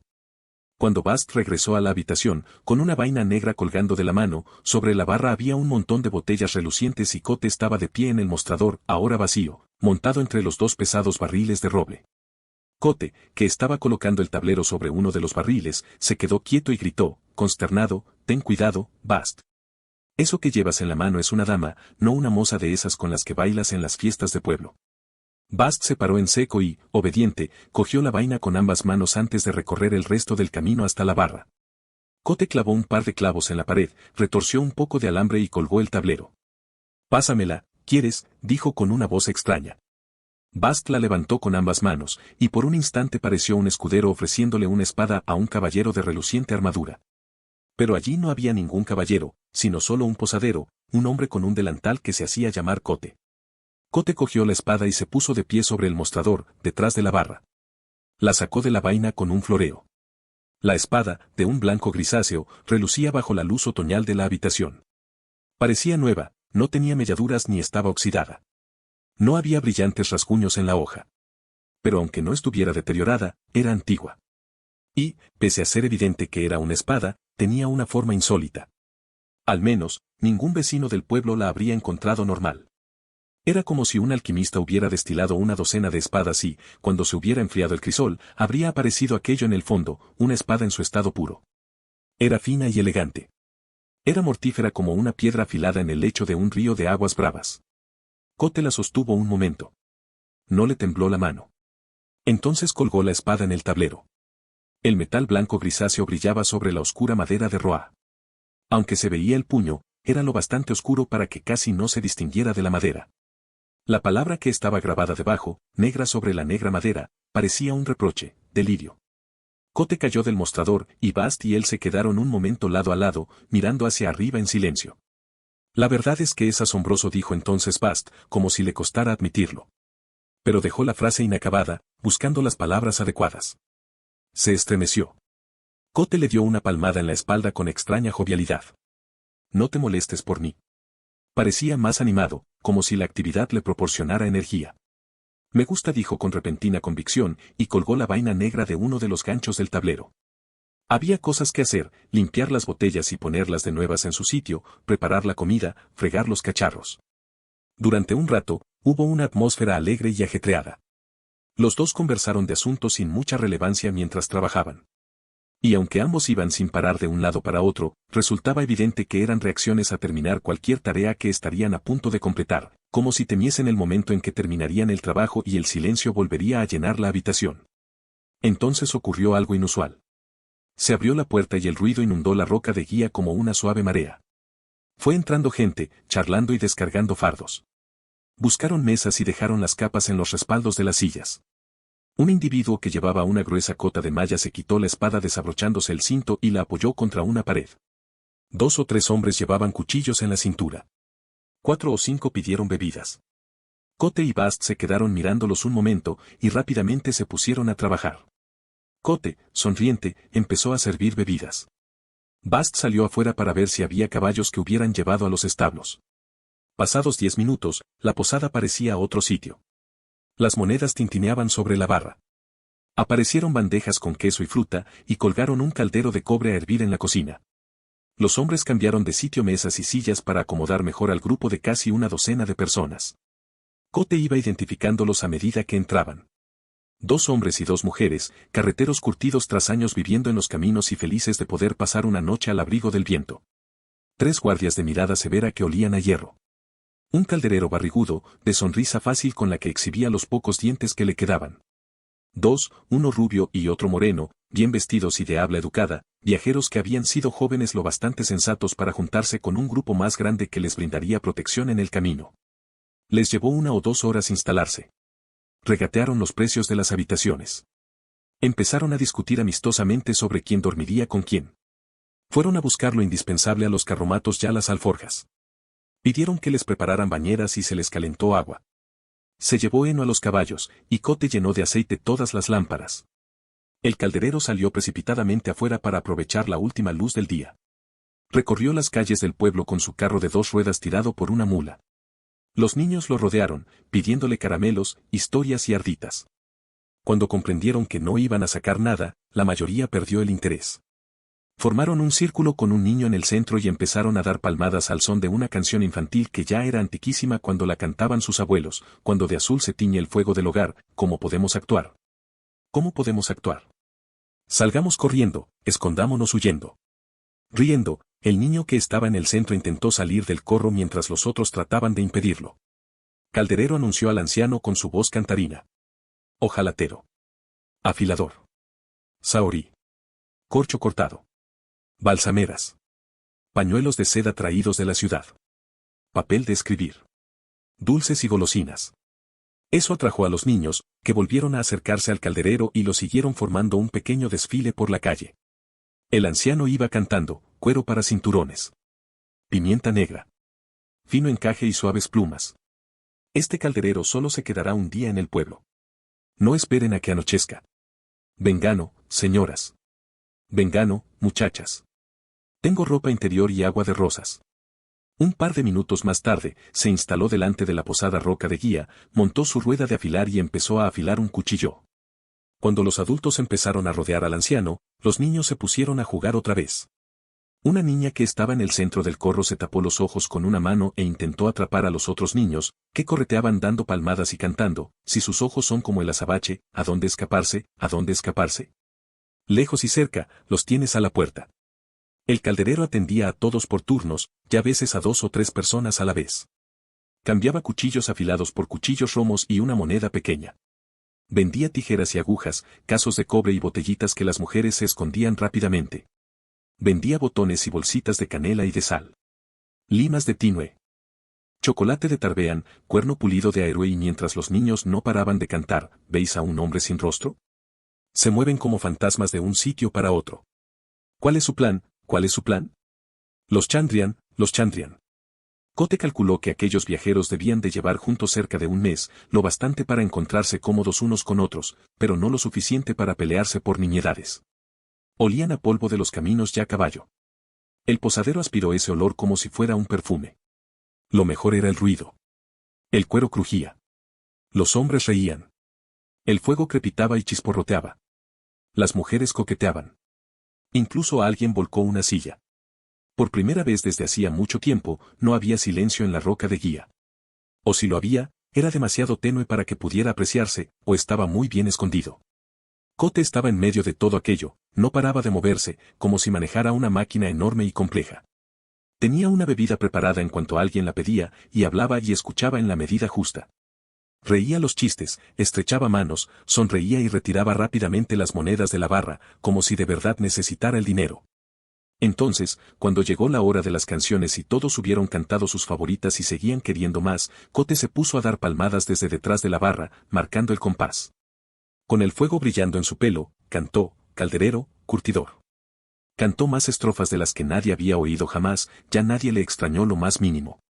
Horas más tarde reinaba una atmósfera cálida y jovial en la taberna. Cote estaba arrodillado frente a la chimenea, avivando el fuego, cuando alguien dijo a sus espaldas, ¿Cote? El posadero se dio la vuelta, con una sonrisa algo confundida. Señor. Era el rubio bien vestido. Se tambaleaba un poco. Tú eres Cote. Cote, señor, replicó Cote con el tono indulgente que las madres emplean con los niños y los posaderos con los borrachos. Cote el sin sangre, insistió el hombre con la típica obstinación de los beodos. Tu cara me resultaba familiar, pero no la identificaba. Sonrió con orgullo y se tocó la punta de la nariz con un dedo. Entonces te he oído cantar, y he sabido que eras tú. Te oí una vez en Inde. Después lloré a yeguas. Jamás había oído nada parecido, ni lo he oído desde entonces. Me partiste el corazón. El joven siguió hablando, y sus frases eran un tanto desconexas, su rostro, sin embargo, mantenía una expresión muy seria. Ya sabía que no podía ser tú. Pero me ha parecido que sí.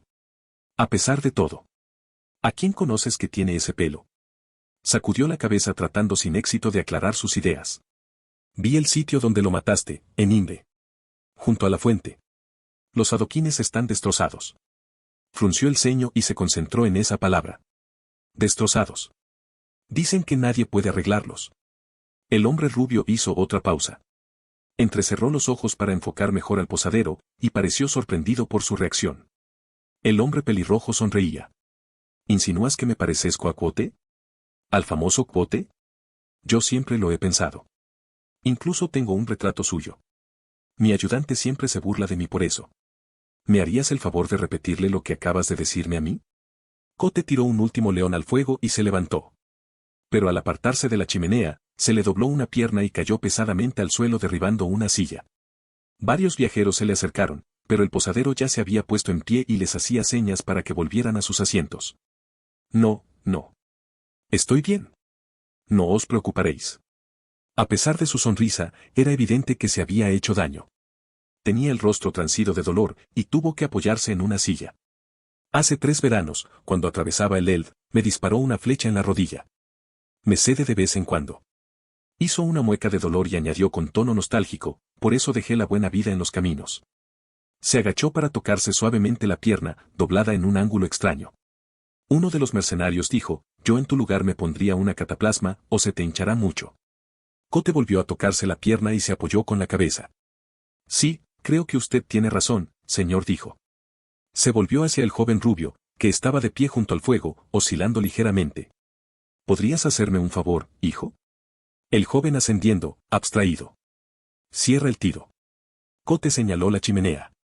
¿Me ayudas a subir, Bast? Bast fue hasta él y se colocó un brazo de Cote sobre los hombros. El posadero se apoyó en él y, cojeando, fue hasta la puerta y subió la escalera. ¿Una flecha en la pierna?, preguntó Bast por lo bajo. ¿Tanto te avergüenzas de una pequeña caída? Menos mal que eres tan ingenuo como ellos, dijo Cote con aspereza en cuanto estuvo fuera del alcance de la vista de la clientela.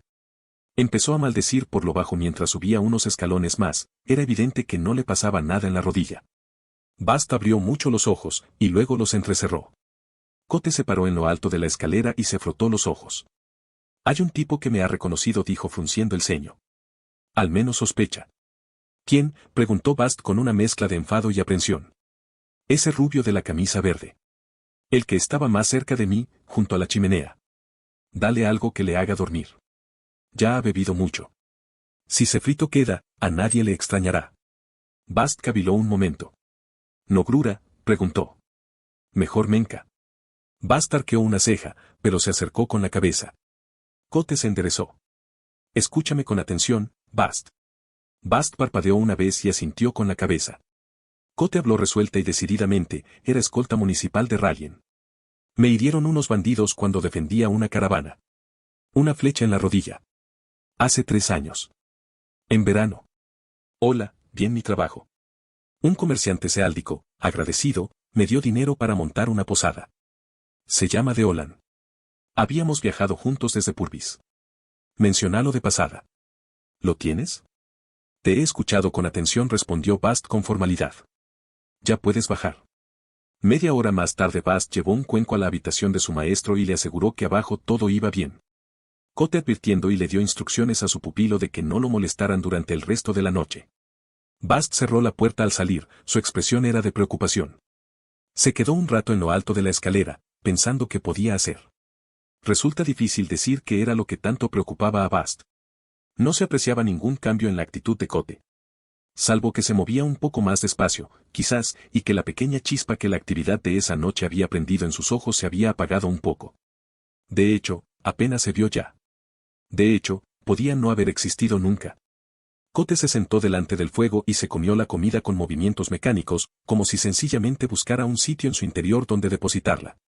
Después del último bocado, se quedó sentado con la mirada perdida, no se acordaba de que había comido ni de qué sabor tenía. El fuego crepitó, Cote parpadeó y miró alrededor. Se miró las manos, recogidas una dentro de la otra sobre su regazo. Pasados unos instantes, las levantaron y las abrieron, como si quisiera calentarlas a la lumbre. Eran unas manos elegantes, con dedos largos y delicados. Las observara atentamente, como si esperara que hiciesen algo por propia iniciativa. Entonces las bajó de nuevo al regazo, recogidas, y seguí contemplando el fuego. Así permaneció inexpresivo, inmóvil hasta que en la chimenea solo quedaron cenizas grises y unas brasas que ardían débilmente. Cuando estaba desvistiéndose para acostarse, el fuego llamó. La luz rojiza descubrió unas líneas débiles en su cuerpo, en la espalda y en los brazos. Todas las cicatrices eran lisas y plateadas, y los surcaban como rayos, como rastros de dulces recuerdos. La llamadada del fuego las iluminó brevemente todas, las antiguas y las nuevas. Todas las cicatrices eran lisas y plateadas excepto una. El fuego parpadeó y se apagó. El sueño recibió a Cote como un amante en una cama vacía. Los viajeros partieron a la mañana siguiente, temprano.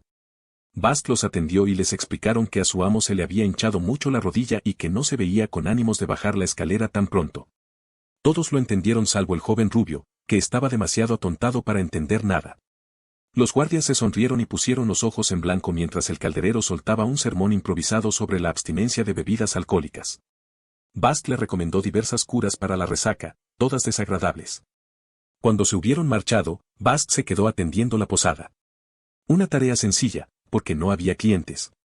La mayor parte del tiempo la dedicó a buscar maneras de distraerse. Poco después del mediodía Cote cayó por la escalera y se lo encontró en la barra cascando nueces con la ayuda de un horrible libro encuadernado en piel.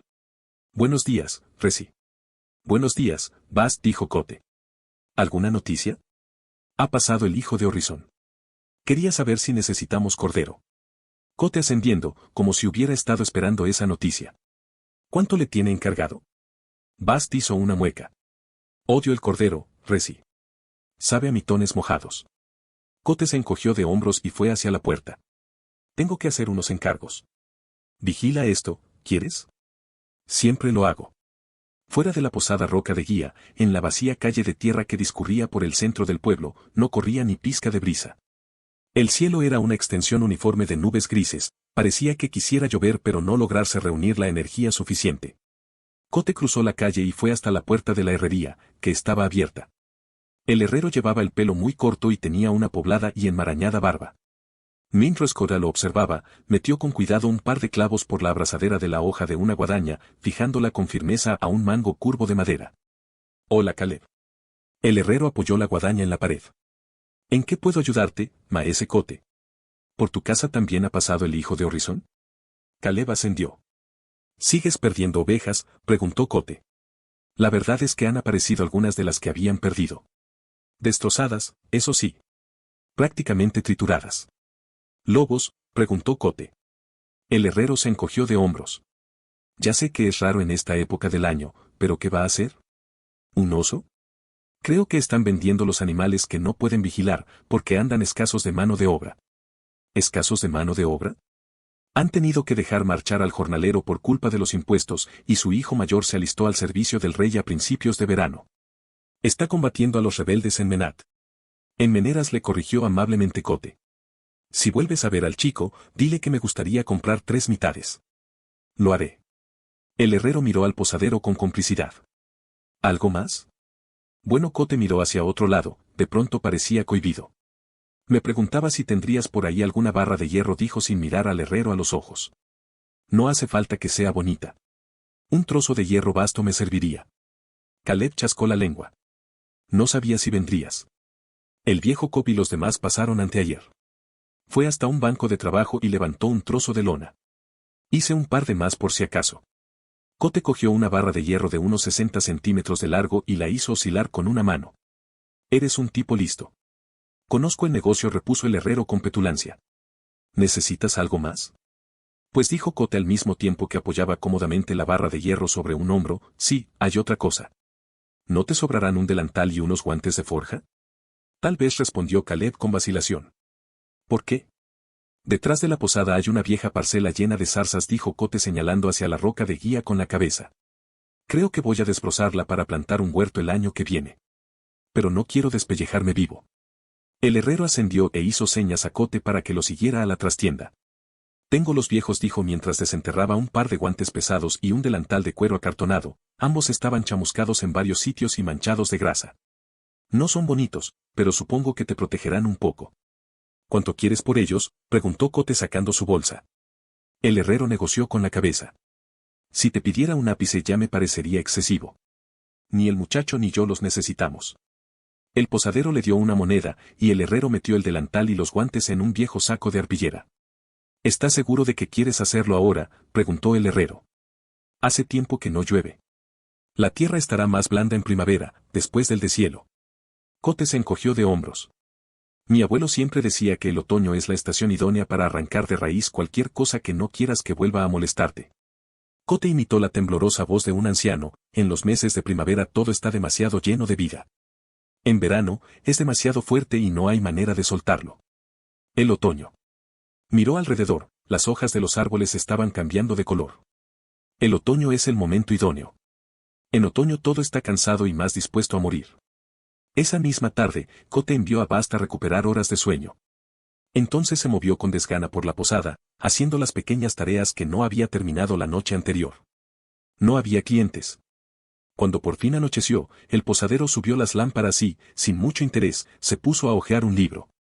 Se suponía que el otoño era la estación del año más ajetreada, pero últimamente escaseaban los viajeros. Cote sabía con funesta certeza lo largo que iba a ser el invierno. Cerró la posada temprano, lo que nunca había hecho hasta entonces. No se molestó en barrer, no hacía falta. No limpió las mesas ni la barra, porque no se habían utilizado. Restregó un par de botellas, cerró la puerta con llave y fue a acostarse. No había nadie allí que pudiera notar la diferencia. Solo estaba Bast, que, preocupado, observaba a su maestro y esperaba. 4 de camino Anguarre Serronista caminaba. El día anterior había cojeado, pero ahora le dolían los pies pisara como pisase, así que no tenía sentido cojear. Había buscado caballos en el vado de Abot y en Ranish, y había ofrecido sumas exorbitantes por los animales más lamentables. Pero en los pueblos pequeños como esos, a la gente no le sobraban, sobre todo estando próximo caballos el tiempo de la cosecha. Pese a llevar todo el día andando, seguía en el camino cuando cayó la noche. La calzada de tierra, con profundas rodadas, se convirtió en un terreno traicionero, lleno de siluetas apenas vistas. Tras 2 horas avanzando a tientas en la oscuridad, Cronista vio unas luces que parpadeaban entre los árboles y abandonó su propósito de llegar a Anguarre esa noche, pues no pudo renunciar a la hospitalidad de una granja. Dejó el camino y fue hacia la luz dando tumbos entre los árboles. Pero el fuego estaba más lejos y era mayor de lo que le había parecido. No se trataba de la lámpara de una vivienda, ni de las chispas de una fogata. Era una hoguera que ardía con fiereza entre las ruinas de una casa de la que solo quedaban 2 muros de piedra desmoronadizos. Acurrucado en la esquina que formaban esas 2 paredes había un hombre. Llevaba una capa con capucha, y se abrigaba con ella como si fuera un día de pleno invierno y no una templada noche de otoño. Las esperanzas de Cronista aumentaron cuando vio un pequeño fuego de cocinar con un cazo colgando encima. Pero al acercarse, percibió un olor desagradable que se mezclaba con el del humo de leña. Apestaba a pelo quemado y a flores podridas. Rápidamente, Cronista decidió que fuera lo que fuese lo que ese hombre estuviera cocinando en el cazo de hierro, él no quería probarlo. Sin embargo, la perspectiva de sentarse junto al fuego era mejor que la de acurrucarse en la cuneta. Cronista entró en el círculo de luz que proyectaba la hoguera. He visto el fu se interrumpió, porque la figura se puso en pie de un brinco, blandiendo una espada con ambas manos. No, no era una espada, sino una especie de garrote, largo y oscuro, con una forma demasiado regular para ser un tronco. Cronista se paró en seco. Solo buscaba un sitio donde dormir, se apresuró a decir, e inconscientemente agarró el aro de hierro que llevaba colgado del cuello. No quiero causar problemas. Te dejaré cenar en paz. Dio un paso atrás. La figura se relajó, cayó el garrote, que rozó una piedra y produjo un sonido metálico. Por el carbonizado cuerpo de Dios, ¿qué haces aquí a estas horas de la noche? Iba hacia Anguarre y he visto el fuego. ¿Y te has dirigido en plena noche hacia un fuego desconocido? El hombre encapuchado sacudió la cabeza. Será mejor que te acerques. Le hizo señas para que se aproximara, y el escribano se fijó en que el individuo llevaba puestos unos horribles guantes de cuero. ¿Qué tal unos asista? ¿Has tenido mala suerte toda la vida, o la reservabas toda para esta noche? No sé a quién esperas, dijo Cronista, y todavía retrocedió un paso más, pero estoy seguro de que prefieres hacerlo solo. Cállate y escucha, replicó el individuo con aspereza. No sé cuánto tiempo nos queda. Miró hacia abajo y se frotó la cara. Dios, nunca sé cuánto tengo que decir. Si no me cree, pensarás que estoy loco. Y si me crees, te asustarás y será peor. Volvió a mirar hacia arriba y vio que Cronista no se había movido. Ven aquí, mar maldita. Si te vas ahora, eres hombre muerto. Cronista miró por encima del hombro hacia el oscuro bosque. ¿Por qué? ¿Qué hay ahí fuera?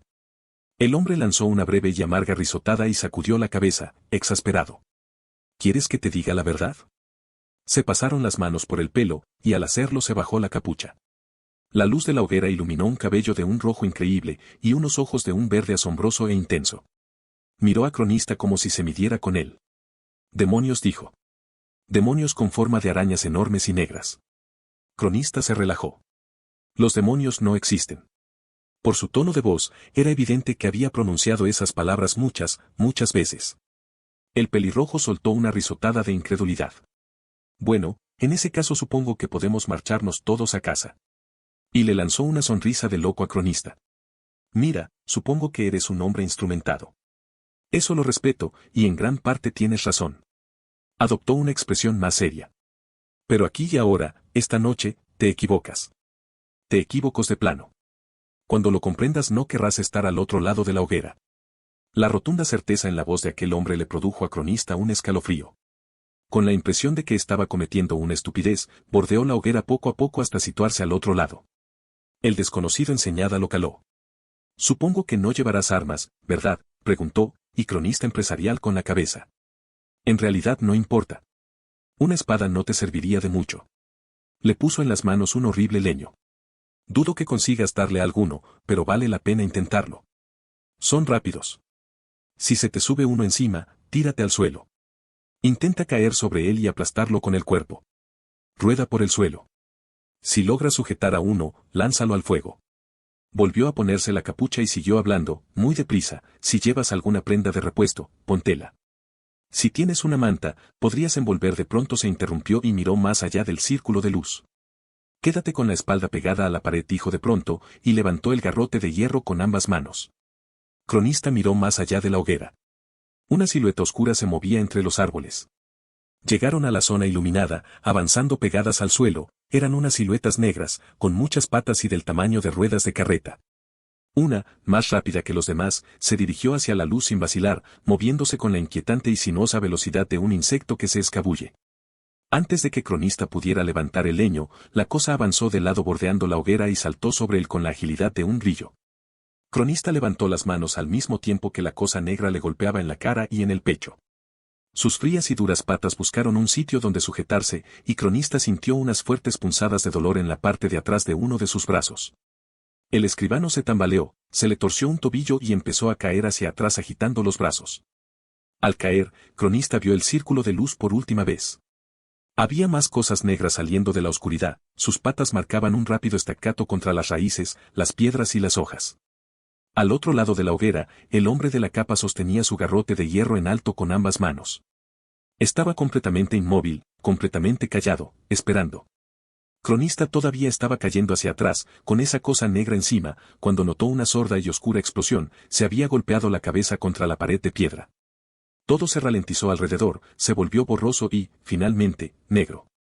Cronista abrió los ojos y vio una confusa mezcla de luminosidad y siluetas oscuras. Le dolía la cabeza. Notaba diversas líneas de intenso dolor en la parte de atrás de los brazos y, al respirar, un dolor más sordo en el costado izquierdo. Tras un largo momento de concentración, el mundo volvió a aparecer ante él, aunque desenfocado. El desconocido estaba sentado cerca de él. Ya no llevaba puestos los guantes, y su pesada capa colgaba de su cuerpo hecha jirones, pero por lo demás parecía ileso. La capucha de la capa le tapaba la cara. ¿Estás despierto?, preguntó el hombre con curiosidad. Yo alegre. Con las heridas en la cabeza nunca se sabe. Ladeó un poco la cabeza. ¿Puedes hablar? ¿Sabes dónde estás? Sí, contestó Cronista con voz pastosa.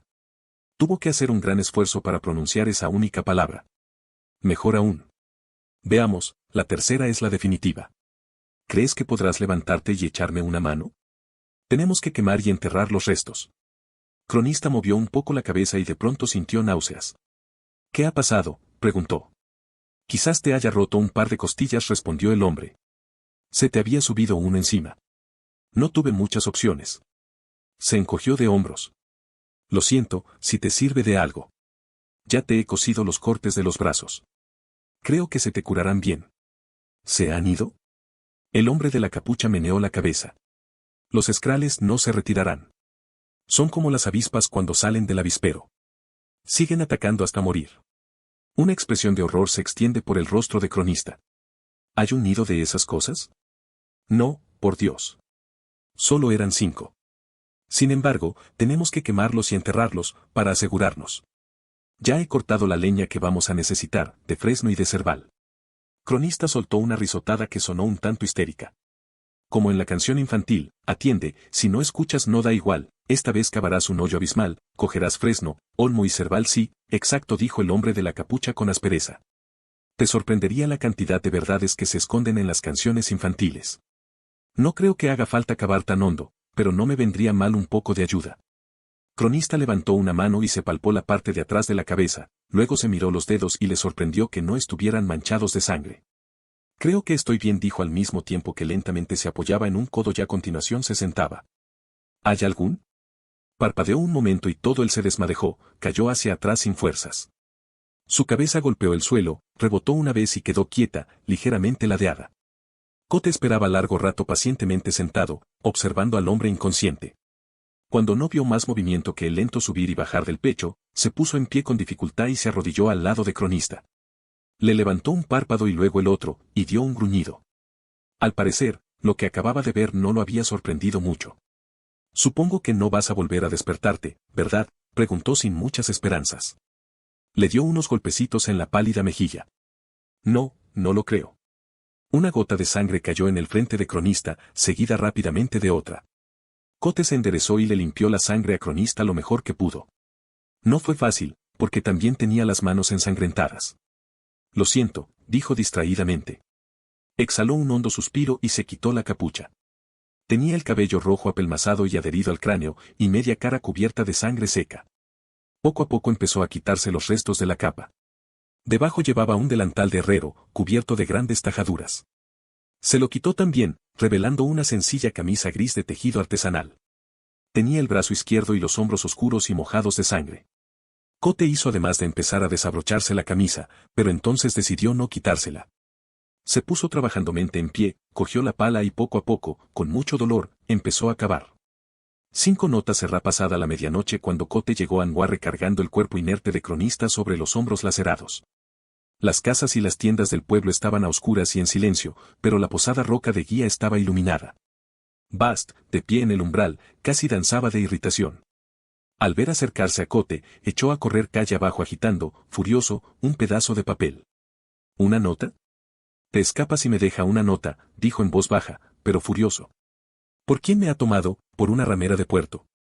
Kote se dio la vuelta y sacudió los hombros hasta depositar el cuerpo inerte de Cronista en los brazos de Bast. Sabía que lo único que haría sería discutir conmigo, Bast. Bast sujetó a Cronista ante él sin esfuerzo.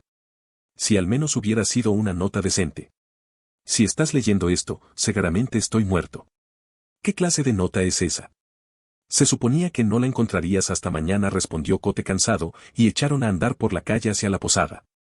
Bast miró al hombre que llevaba en brazos como si lo viera por primera vez. ¿Quién es este? Lo zarandeó un poco, mirándolo con curiosidad antes de cargarlo sobre un hombro con facilidad, como si fuera un saco de arpillera. Un pobre desgraciado que pasaba por el camino en el momento menos adecuado, contestó Kote con desdén. No lo sacudas demasiado. Todavía debes de tener la cabeza un poco suelta. ¿Pero qué demonios has ido a hacer?, preguntó Bast cuando entró en la posada. Si me deja una nota, al menos deberías decirme que. Bast abrió mucho los ojos al ver a Kote a la luz del interior de la posada, pálido y cubierto de barro y de sangre. Si quieres puedes preocuparte, dijo Kote con brusquedad. Es tan grave como parece. Has salido a buscarlos, ¿verdad?, dijo Bast en voz baja, y entonces abrió mucho los ojos. No. Te quedaste un trozo del que mató a Carter. No puedo creerlo. Me mentiste. A mí. Kote suspendió y subió pesadamente la escalera. ¿Estás enfadado porque te he mentido, o porque no me has pillado mintiéndote?, preguntó. Me ofende que pensaras que no podías confiar en mí, contestó Bast farfullando de rabia. Interrumpieron su conversación mientras abrían una de las numerosas habitaciones vacías del segundo piso, desvestían a Cronista, lo acostaban y lo arropaban. Kote dejó la cartera y el macuto del escribano en el suelo, cerca de la cama. Tras salir y cerrar la puerta de la habitación, Kote dijo, confío en ti, Bast, pero no quería ponerte en peligro. Sabía que podía hacerlo yo solo. Podría haberte ayudado, replicó a Bast, dolido. Lo sabes muy bien. Todavía puedes ayudarme, dijo Bast Koda. Se dirigió a su habitación y se dejó caer en el borde de la estrecha cama. Necesito que me cosas las heridas. Empezó a desabrocharse la camisa. Lo haría yo mismo, pero a los hombros ya la espalda no lleno. No digas tonterías, Reci. Ya lo haré yo. Kote señaló la puerta. Mis cosas están en el sótano. Usaré mis propias agujas, muchas gracias, dijo Bast con desdén. Son de un hueso de excelente calidad. No como esas repugnantes agujas de hierro mellado tuyas, que te perforan como pequeñas astillas de odio. Se estremeció. Piedra y arroyo. Es espeluznante lo primitivos que podéis llegar a ser. Bast salió de la habitación y dejó la puerta abierta. Kote se quitó lentamente la camisa, haciendo muecas de dolor y aspirando entre los dientes, pues la sangre seca se pegaba y tiraba de las heridas. Volvió a adoptar una expresión estoica cuando Bast regresó con un cuenco de agua y empezó a lavarle. Cuando Bast hubo limpiado toda la sangre seca, aparecieron numerosos cortes largos y rectos. Se destacaban rojizos sobre la blanca piel del posadero, como si lo hubieran acuchillado con una navaja de barbero o con un trozo de cristal roto. En total había cerca de una docena de cortes, la mayoría en los hombros, y unos cuantos en la espalda y en los brazos. Uno empezaba en su coronilla y discurría por el cuero cabelludo hasta detrás de una oreja. Creía que no sangrabas, comentó Rashi Bast. ¿No te llamaban el sin sangre? No te creas todas las historias que te cuentan, Bast. Las historias mienten. Bueno, no estás tan mal como creía, dijo Bast limpiando las manos. Aunque merecías haber perdido un trozo de oreja. ¿Estaban heridos, como el que atacó a Carter? No, no me lo ha parecido, respondió Cote. ¿Cuántos eran? 5. 5, dijo Bast, asombrado. ¿Cuántos ha matado el otro? Distrajo a uno un rato, contestó Cote con generosidad. Ampagüen, dijo Bast sacudiendo la cabeza mientras enhebraba una aguja de hueso con un hilo más delgado y más fino que el de tripa. Deberías estar muerto. 2 veces muerto. Cote se encogió de hombros. No es la primera vez que debería estar muerto, Bast. Se me da bastante bien evitarlo. Bast se puso a trabajar. Te dolerá un poco, avisó mientras movía las manos con una extraña suavidad. La verdad, Resi, no entiendo cómo has conseguido vivir tanto tiempo. Cote volvió a encogerse de hombros y cerró los ojos. Yo tampoco, admitió Bast. Tenía la voz triste y cansada. Horas más tarde se abrió un poco la puerta de la habitación de Cote y Bast asomó la cabeza. Al no oír sino una respiración lenta y acompañada, el joven entró de puntillas, fue hasta la cama y se inclinó sobre el hombre dormido. Basta observar el color de sus mejillas, le olió el aliento y le tocó suavemente la frente, la muñeca y el hueco entre las clavículas. Bast se acercó una butaca a la cama, se sentó y se quedó contemplando a su maestro y escuchándolo respirar. Luego estiró un brazo y le apartó el rebelde y rojo cabello de la cara, como haría una madre con su hijo dormido. Entonces, en voz baja, entonó una melodía cadenciosa y extraña, casi una nana, qué extraño ver la luz que alumbra a los mortales apagarse día a día, saber que sus brillantes almas son yesca y que el viento encontrará su propio guía. Ojalá pudiera prestarles mi fuego. ¿Qué presagia tu parpadeo? La voz de Bast se fue apagando, y el joven se quedó allí sentado, inmóvil, observando el silencioso subir y bajar del pecho de su maestro durante las largas horas de la temprana oscuridad de la mañana. 6. El precio de los recuerdos erronista no bajó por la escalera a la taberna de la Posada Roca de Guía hasta el día siguiente por la noche. Pálido y vacilante, llevaba su cartera de cuero debajo de un brazo. Encontró a Cote sentado detrás de la barra, hojeando un libro. Hombre, nuestro invitado involuntario. ¿Qué tal va la cabeza? Cronista levantó una mano y se tocó la nuca. Me duele un poco si el giro demasiado deprisa. Pero todavía funciona. Me alegra oírlo, dijo Cote. ¿Es esto? Cronista miró alrededor, titubeante. ¿Estamos en Warre? Cote ascendiendo. De hecho estás en el mismo centro de Newark. Hizo un ademán teatral. Una próspera metrópolis. Densamente poblada. Cronista miró con fijeza al pelirrojo que estaba detrás de la barra. Se apoyará en una mesa para sostenerse. Por el chamuscado cuerpo de Dios, dijo con un hilo de voz. Eres tú, ¿verdad? El posadero puso cara de desconcierto. ¿Cómo dices? Ya sé que lo negarás, dijo Cronista. Pero lo que vi anoche, el posadero levantó una mano para hacerlo llamar. Antes de discutir la posibilidad de que ese golpe en la cabeza te haya trastornado, 10 centavos, ¿qué hacías en el camino de Tinue? ¿Qué? Replicó Cronista, irritado. Yo no iba a Tinue. Iba bueno, los caminos están muy difíciles, sin contar lo de anoche. Me robaron cerca del vado de Abbot y tuve que continuar a pie. Pero valió la pena, ya que estás aquí. El escribano vio la espada colgada sobre la barra, dio un grito ahogado y adoptó una expresión de vago nerviosismo. No he venido aquí con ánimo de crear problemas, te lo aseguro. No he venido por el precio que le han puesto a tu cabeza. Compuso una débil sonrisa. Como es lógico, yo no podría causarte problemas, estupendo, le cortó el posadero al mismo tiempo que cogía un paño de hilo blanco y empezaba a limpiar la barra. ¿Y quién eres? Puedes llamarme Cronista.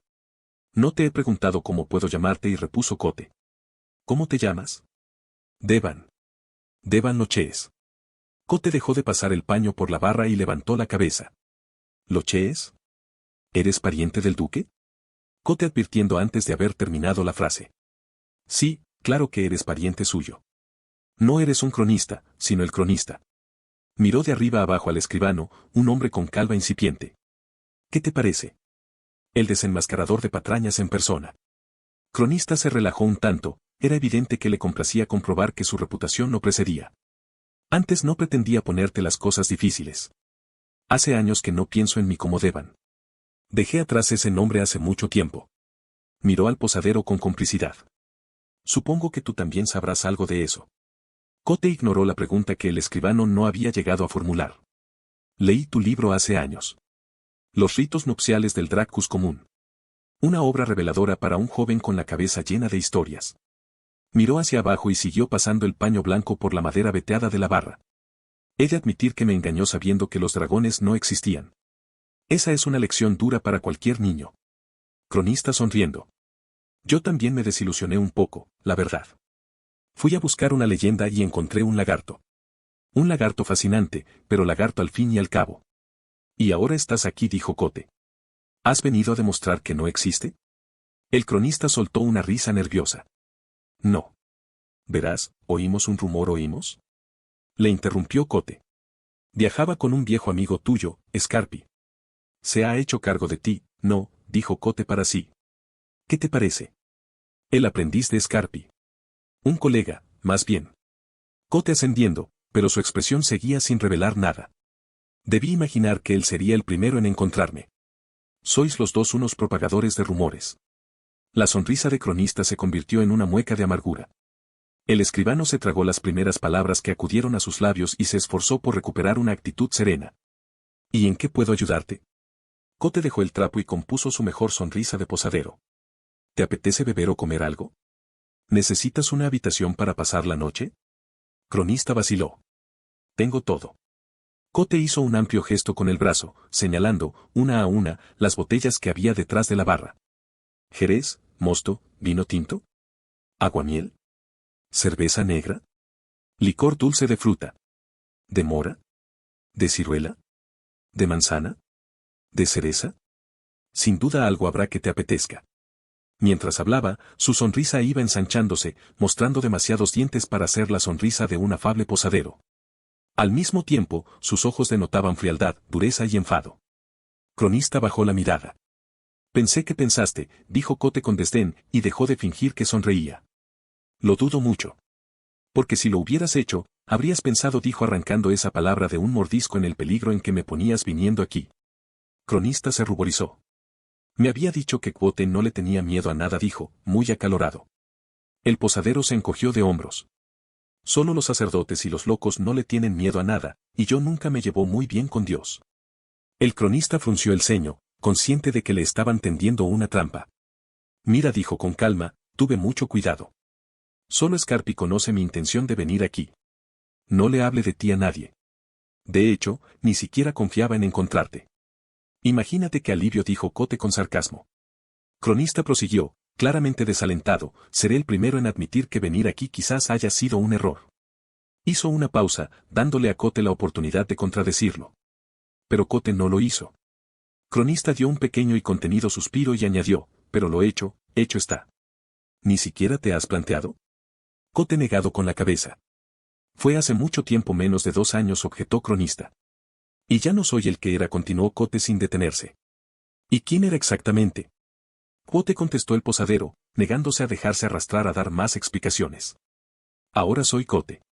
Regento esta posada. Eso significa que una cerveza cuesta 3 ardites y que una habitación individual se paga con cobre. Empezó a limpiar la barra nueva, pasando el paño con ímpetu. Como bien dices, lo hecho está. Las historias ya se ocuparán de sí mismas. Pero Cote levantó la cabeza, y Cronista vio más allá de la ira que destellaba en la superficie de sus ojos. Por un instante distinguió dolor debajo, un dolor crudo y sangrante, como una herida demasiado profunda para cicatrizar. Entonces Cote desvió la mirada, y solo quedó la ira. ¿Qué serías capaz de ofrecerme que valga el precio de mis recuerdos? Todos creen que estás muerto. No lo entiendes, ¿verdad? Cote sacudió la cabeza, entre divertido y exasperado. De eso se trata. Cuando estás muerto, nadie te busca. Los viejos enemigos no intentan ajustar cuentas contigo. La gente no te busca para que le narres historias conclusiones con mordacidad. Cronista no se rendirá. Según otros, eres un mito. Sí, soy un mito, afirmó Cote con soltura, haciendo un gesto extravagante.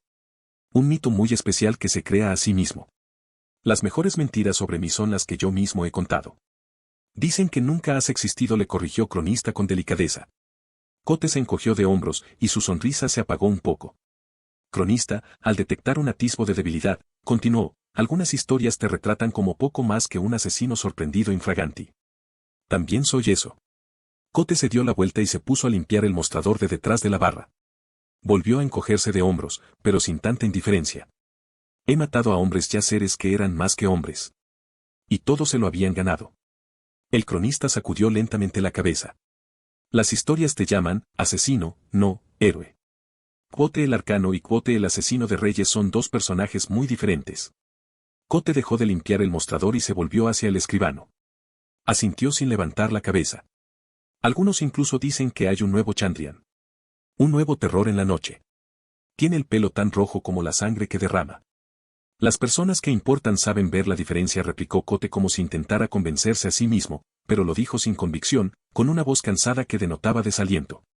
Cronista dio una breve risotada. Claro. De momento. Pero tú, más que nadie, tendrías que darte cuenta de lo delgado que es la línea que separa la verdad de una mentira convincente. La línea que separa la historia de un relato entretenido. Cronista hizo una pausa para que su interlocutor asimilara sus palabras. ¿Sabes cuál de las dos cosas ganará con el tiempo? Cote se quedó de cara a la pared de detrás de la barra, con las manos apoyadas en el mostrador. Tenía la cabeza un poco agachada, como si soportara una pesada carga. No dijo nada. Cronista, intuyendo la victoria, decidió ir un poco más allá. Dicen que hubo una mujer que los conocen, dijo Cote con una voz cortante como una sierra. ¿Qué saben ellos de lo que pasó? Hablaba en voz tan baja que Cronista tuvo que contener la respiración para oírlo. Dicen que esa mujer, de pronto, las palabras de Cronista se atacan en su garganta reseca, y se produce un silencio artificial en la habitación. Cote estaba de espaldas, inmóvil, y apretaba la mandíbula. Su mano derecha, envuelta en un trapo blanco y limpio, se cerró lentamente formando un puño. A unos 2 palmos de distancia se rompió una botella. El olor a fresas llenó la taberna junto con el sonido de cristales rotos. Fue un ruido pequeño dentro de una quietud enorme, pero fue suficiente. Suficiente para romper el silencio en pequeñas y afiladas esquirlas. Cronista se quedó helado al comprender, de pronto, lo peligroso que era el juego al que estaba jugando. De modo que esa es la diferencia entre contar una historia y estar dentro de una historia pensada como atontado, el miedo. Cote se dio la vuelta. ¿Qué saben ellos de esa mujer?, preguntó en voz baja. Al ver la cara de Cote, a Cronista se le cortó la respiración. La expresión plácida del posadero era como una máscara destrozada. El semblante que había debajo de esa máscara reflejaba una profunda angustia, sus ojos estaban en este mundo y en otro, recordando. Cronista pensó, sin proponérselo, en una historia que había oído. Una de tantas. Era el relato de cómo Quote había perseguido el deseo de su corazón. Tuvo que engañar a un demonio para conseguirlo. Pero una vez conseguido, tuvo que pelear con un ángel para conservarlo. Es cierto, pensó Cronista. Antes solo era una historia, pero ahora puedo creer en ella. Esta es la cara de un hombre que ha matado a un ángel. ¿Qué van a saber ellos de mí?, preguntó Cote con una ira sorda en la voz. ¿Qué van a saber de nada de todo esto? Hizo un breve pero enérgico además que parecía abarcarlo todo, la botella rota, la barra, el mundo entero. Cronista tragó saliva para aliviar la garganta reseca. Solo lo que les cuentan. Consejo, consejo, consejo. El goteo de licor de la botella rota comenzó a marcar una cadencia irregular en el suelo. Ah. Cote dio un largo resoplido. Consejo, consejo, consejo. Muy listo. Utilizarías mi mejor truco contra mí. Tomarías mi relato como rehén. Contaría la verdad. Solo la verdad podría romperme. ¿Qué hay más duro que la verdad? Sus labios dibujaron una sonrisa burlona y forzada. Durante unos instantes, solo el débil golpeteo de las gotas contra el suelo mantuvo el silencio a raya. Entonces Cote salió por la puerta que había detrás de la barra. Cronista se quedó plantado, incómodo, en la habitación vacía, sin saber si lo habían echado de allí o no. Unos minutos más tarde, Cote regresó con un cubo de agua jabonosa. Sin mirar a Cronista, empezó a lavar sus botellas con parsimonia. Una a una, Cote les limpió la base, que se había manchado de licor de fresas, y fue poniéndolas en la barra, entre Cronista y él, como si ellas pudieran defenderlo. De modo que saliste en busca de un mito y encontraste a un hombre, dijo con voz monótona, sin levantar la cabeza. Has oído las historias y ahora quieres los hechos reales. Cronista, muy aliviado, dejó su cartera en una de las mesas, sorprendido por el ligero temblor de sus manos. Oímos hablar de ti no hace mucho. Solo era un vago rumor. La verdad es que yo no esperaba. Hizo una pausa, de pronto se sintió turbado. Creía que serías alcalde.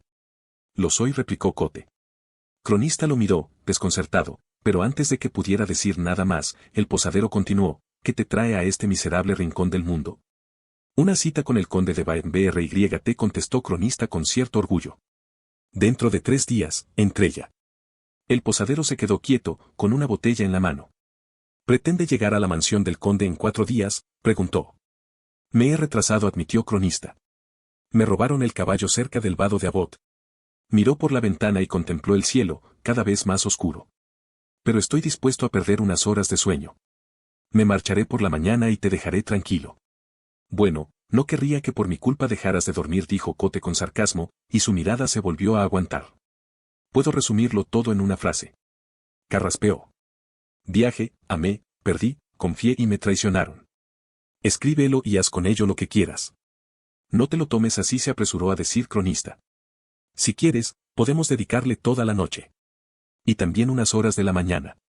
¡Qué gracia!, le espetó Cote. ¿Pretendes que te cuente mi historia en una noche? ¿Sin tiempo para serenarme? ¿Sin tiempo para prepararme? Sus labios dibujaron una fina línea. No. Ve a coquetear con tu conde. No quiero saber nada. Si estás seguro de que necesitarás, dijo Cronista atropelladamente. Sí. Cote dejó una botella en la barra con un fuerte golpazo. Creo estar seguro de que necesitaré más tiempo que el que tú me ofreces. Y esta noche no voy a darte ni un minuto. Una historia de verdad lleva tiempo prepararla. Cronista frunció el ceño, nervioso, y se pasó las manos por el pelo. Podría dedicar todo el día de mañana a registrar tu historia. Se interrumpió al ver que Cote sacudía la cabeza. Tras una pausa, volvió a empezar, casi como si hablara solo. Si llevo un caballo en Baden, puedo dedicarte todo el día mañana, gran parte de la noche y una parte del día siguiente. Se frotó la frente. Odio cabalgar de noche, pero necesitaré 3 días, dijo Cote. Estoy completamente seguro. Cronista palideció. Pero el conde Cote hizo un ademán de desdén. Nadie necesita 3 días, dijo Cronista con firmeza. Entrevistó a Oren Belciter. A Oren Belciter, nada menos. Tiene 80 años, pero es como si hubiera vivido 200. 500, si contamos las mentiras. Él fue a buscarme, agregado con un énfasis particular. Solo tardó 2 días. Esta es mi oferta, se limitó a replicar el posadero. O lo hago bien, o no lo hago. Espera. De pronto, el rostro de Cronista se iluminó. Ya lo había pensado, dijo sacudiendo la cabeza, avergonzado de su propio descuido. Iré a visitar al conde y volveré aquí. Entonces podrás tomarte todo el tiempo que quieras. Hasta podría traer a Scarpi. Cote miró a un Cronista con profundo desprecio. ¿Qué te hace pensar que seguiré aquí cuando regreses?, preguntó, incrédulo. Y además, ¿qué te hace pensar que tienes la libertad de salir de aquí cuando se te antoje, sabiendo lo que sabes? Cronista se quedó muy quieto. ¿Me estás? Tragó saliva y empezó otra vez. ¿Me estás diciendo qué? Tardaré 3 días en contarte la historia, lo interrumpió Cote. Empezaré mañana. Eso es lo que te estoy diciendo. Cronista cerró los ojos y se pasó una mano por la cara. El conde se pondría furioso, por supuesto. A saber lo que le costaría a Cronista volver a ganarse su simpatía. Sin embargo, si es la única manera, acepto. Yo alegre. El posadero se relajó y esbozó una sonrisa. ¿Pero 10 centavos, de verdad es tan inusual lo de los 3 días? Cronista volvió a parecer serio.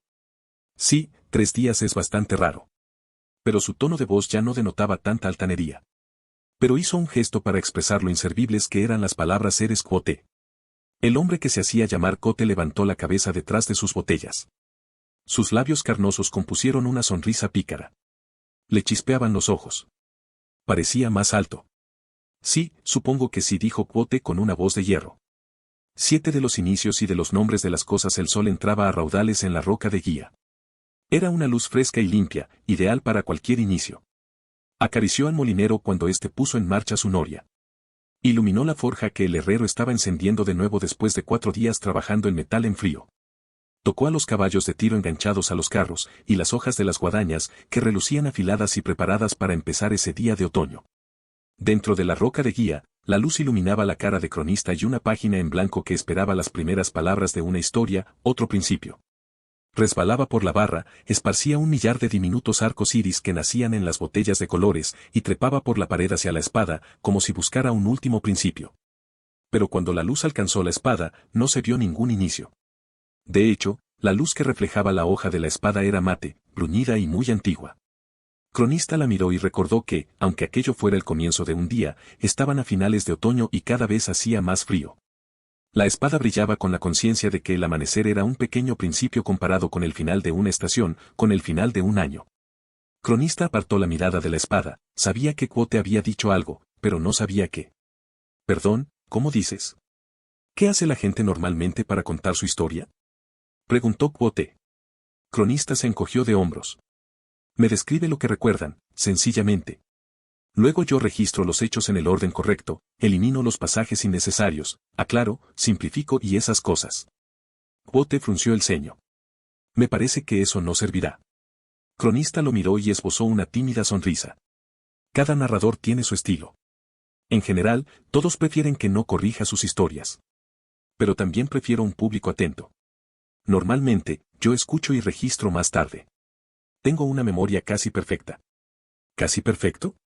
A mí no me basta con eso. Quote se llevó un dedo a los labios. ¿Escribe deprisa? Cronista sonriendo con seguridad. Más rápido de lo que hablo. Quote arqueó una ceja. Me gustaría comprobarlo. Cronista abrió su cartera. Sacó un fajo de papel blanco, muy fino, y un tintero. Después de colocarlos con cuidado, mojó una pluma y miró, expectante, a Quote. Quote se inclinó hacia adelante en la silla y empezó a hablar a toda velocidad. Yo soy. Nosotros somos. Ella es. Él era. Ellos serán. La pluma de cronista se deslizaba por la página, bailando, bajo la atenta mirada de Quote. Yo, cronista, reconozco por la presente que no sé leer ni escribir. Supino.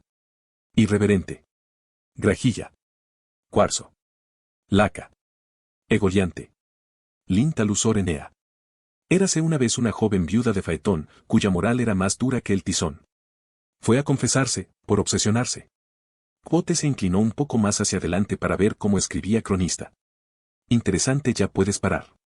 Cronista volvió a sonreír y limpió la pluma con un trapo. La página que tenía delante mostraba una sola línea de símbolos incomprensibles. ¿Qué es una clave?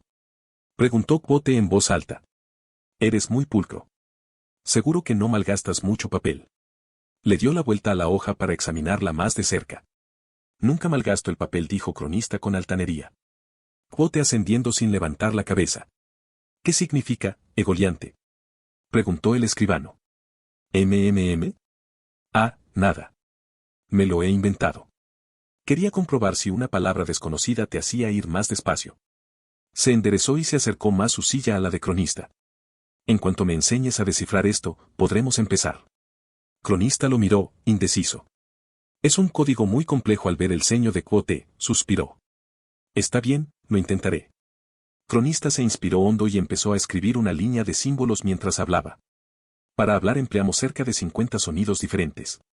Le he asignado a cada uno un símbolo que consiste en 1 o 2 trazos de la pluma. Es todo sonido.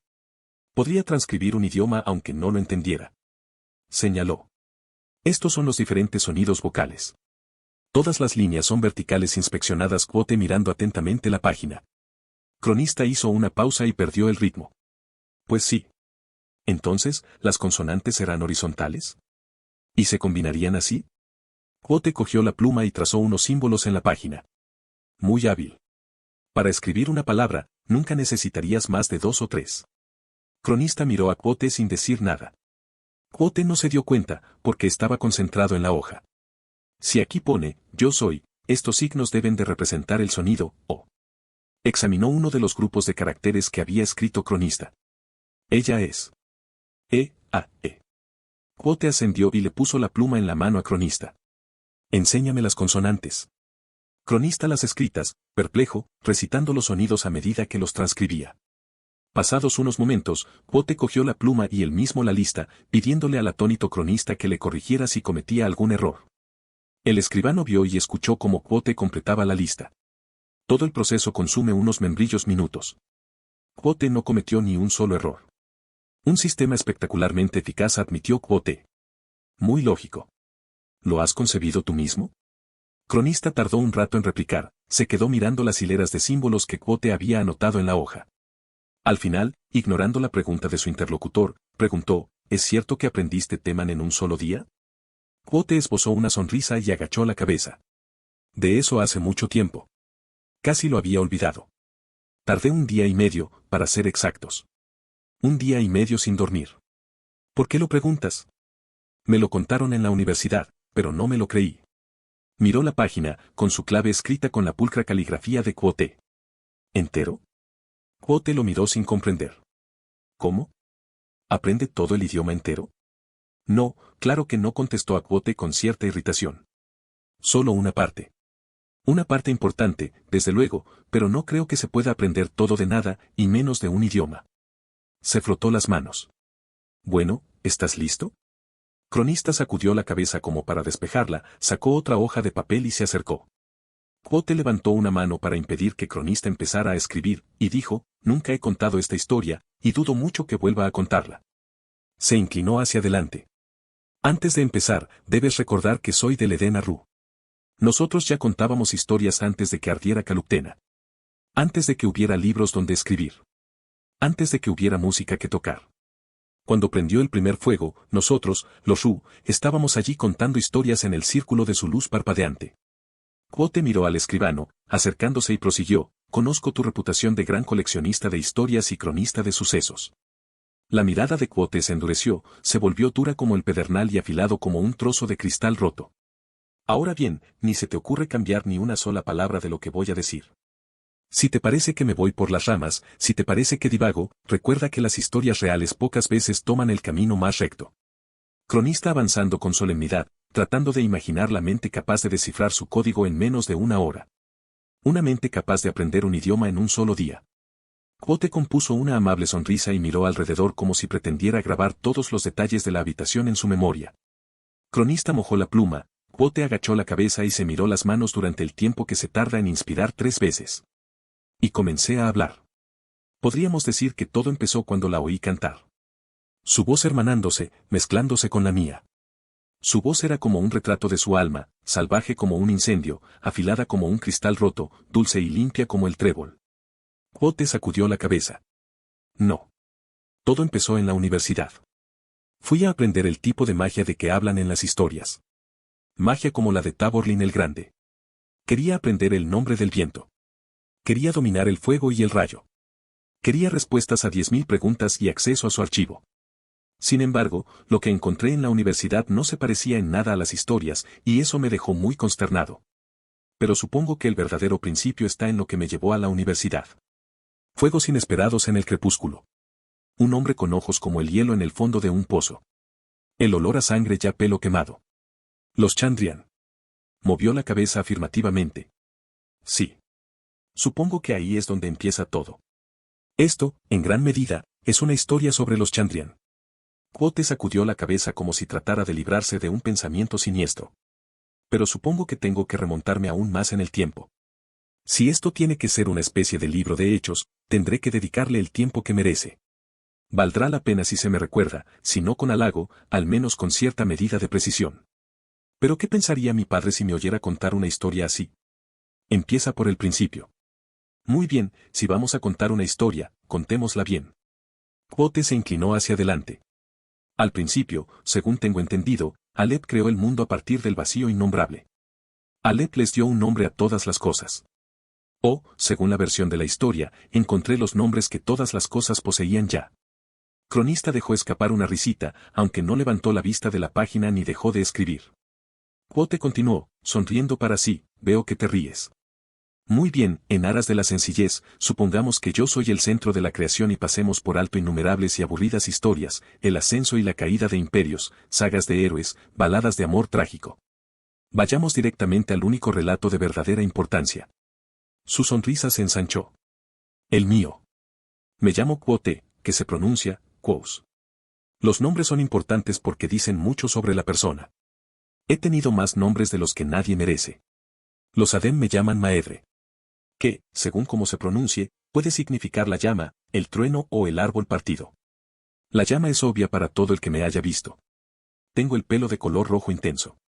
Si hubiera nacido hace un par de siglos, seguramente me habrían quemado por demonio. Lo llevo corto, pero aún así me cuesta dominarlo. Si lo dejo a su antojo, se me pone de punta y parece que me hayan prendido fuego. El trueno lo atribuyo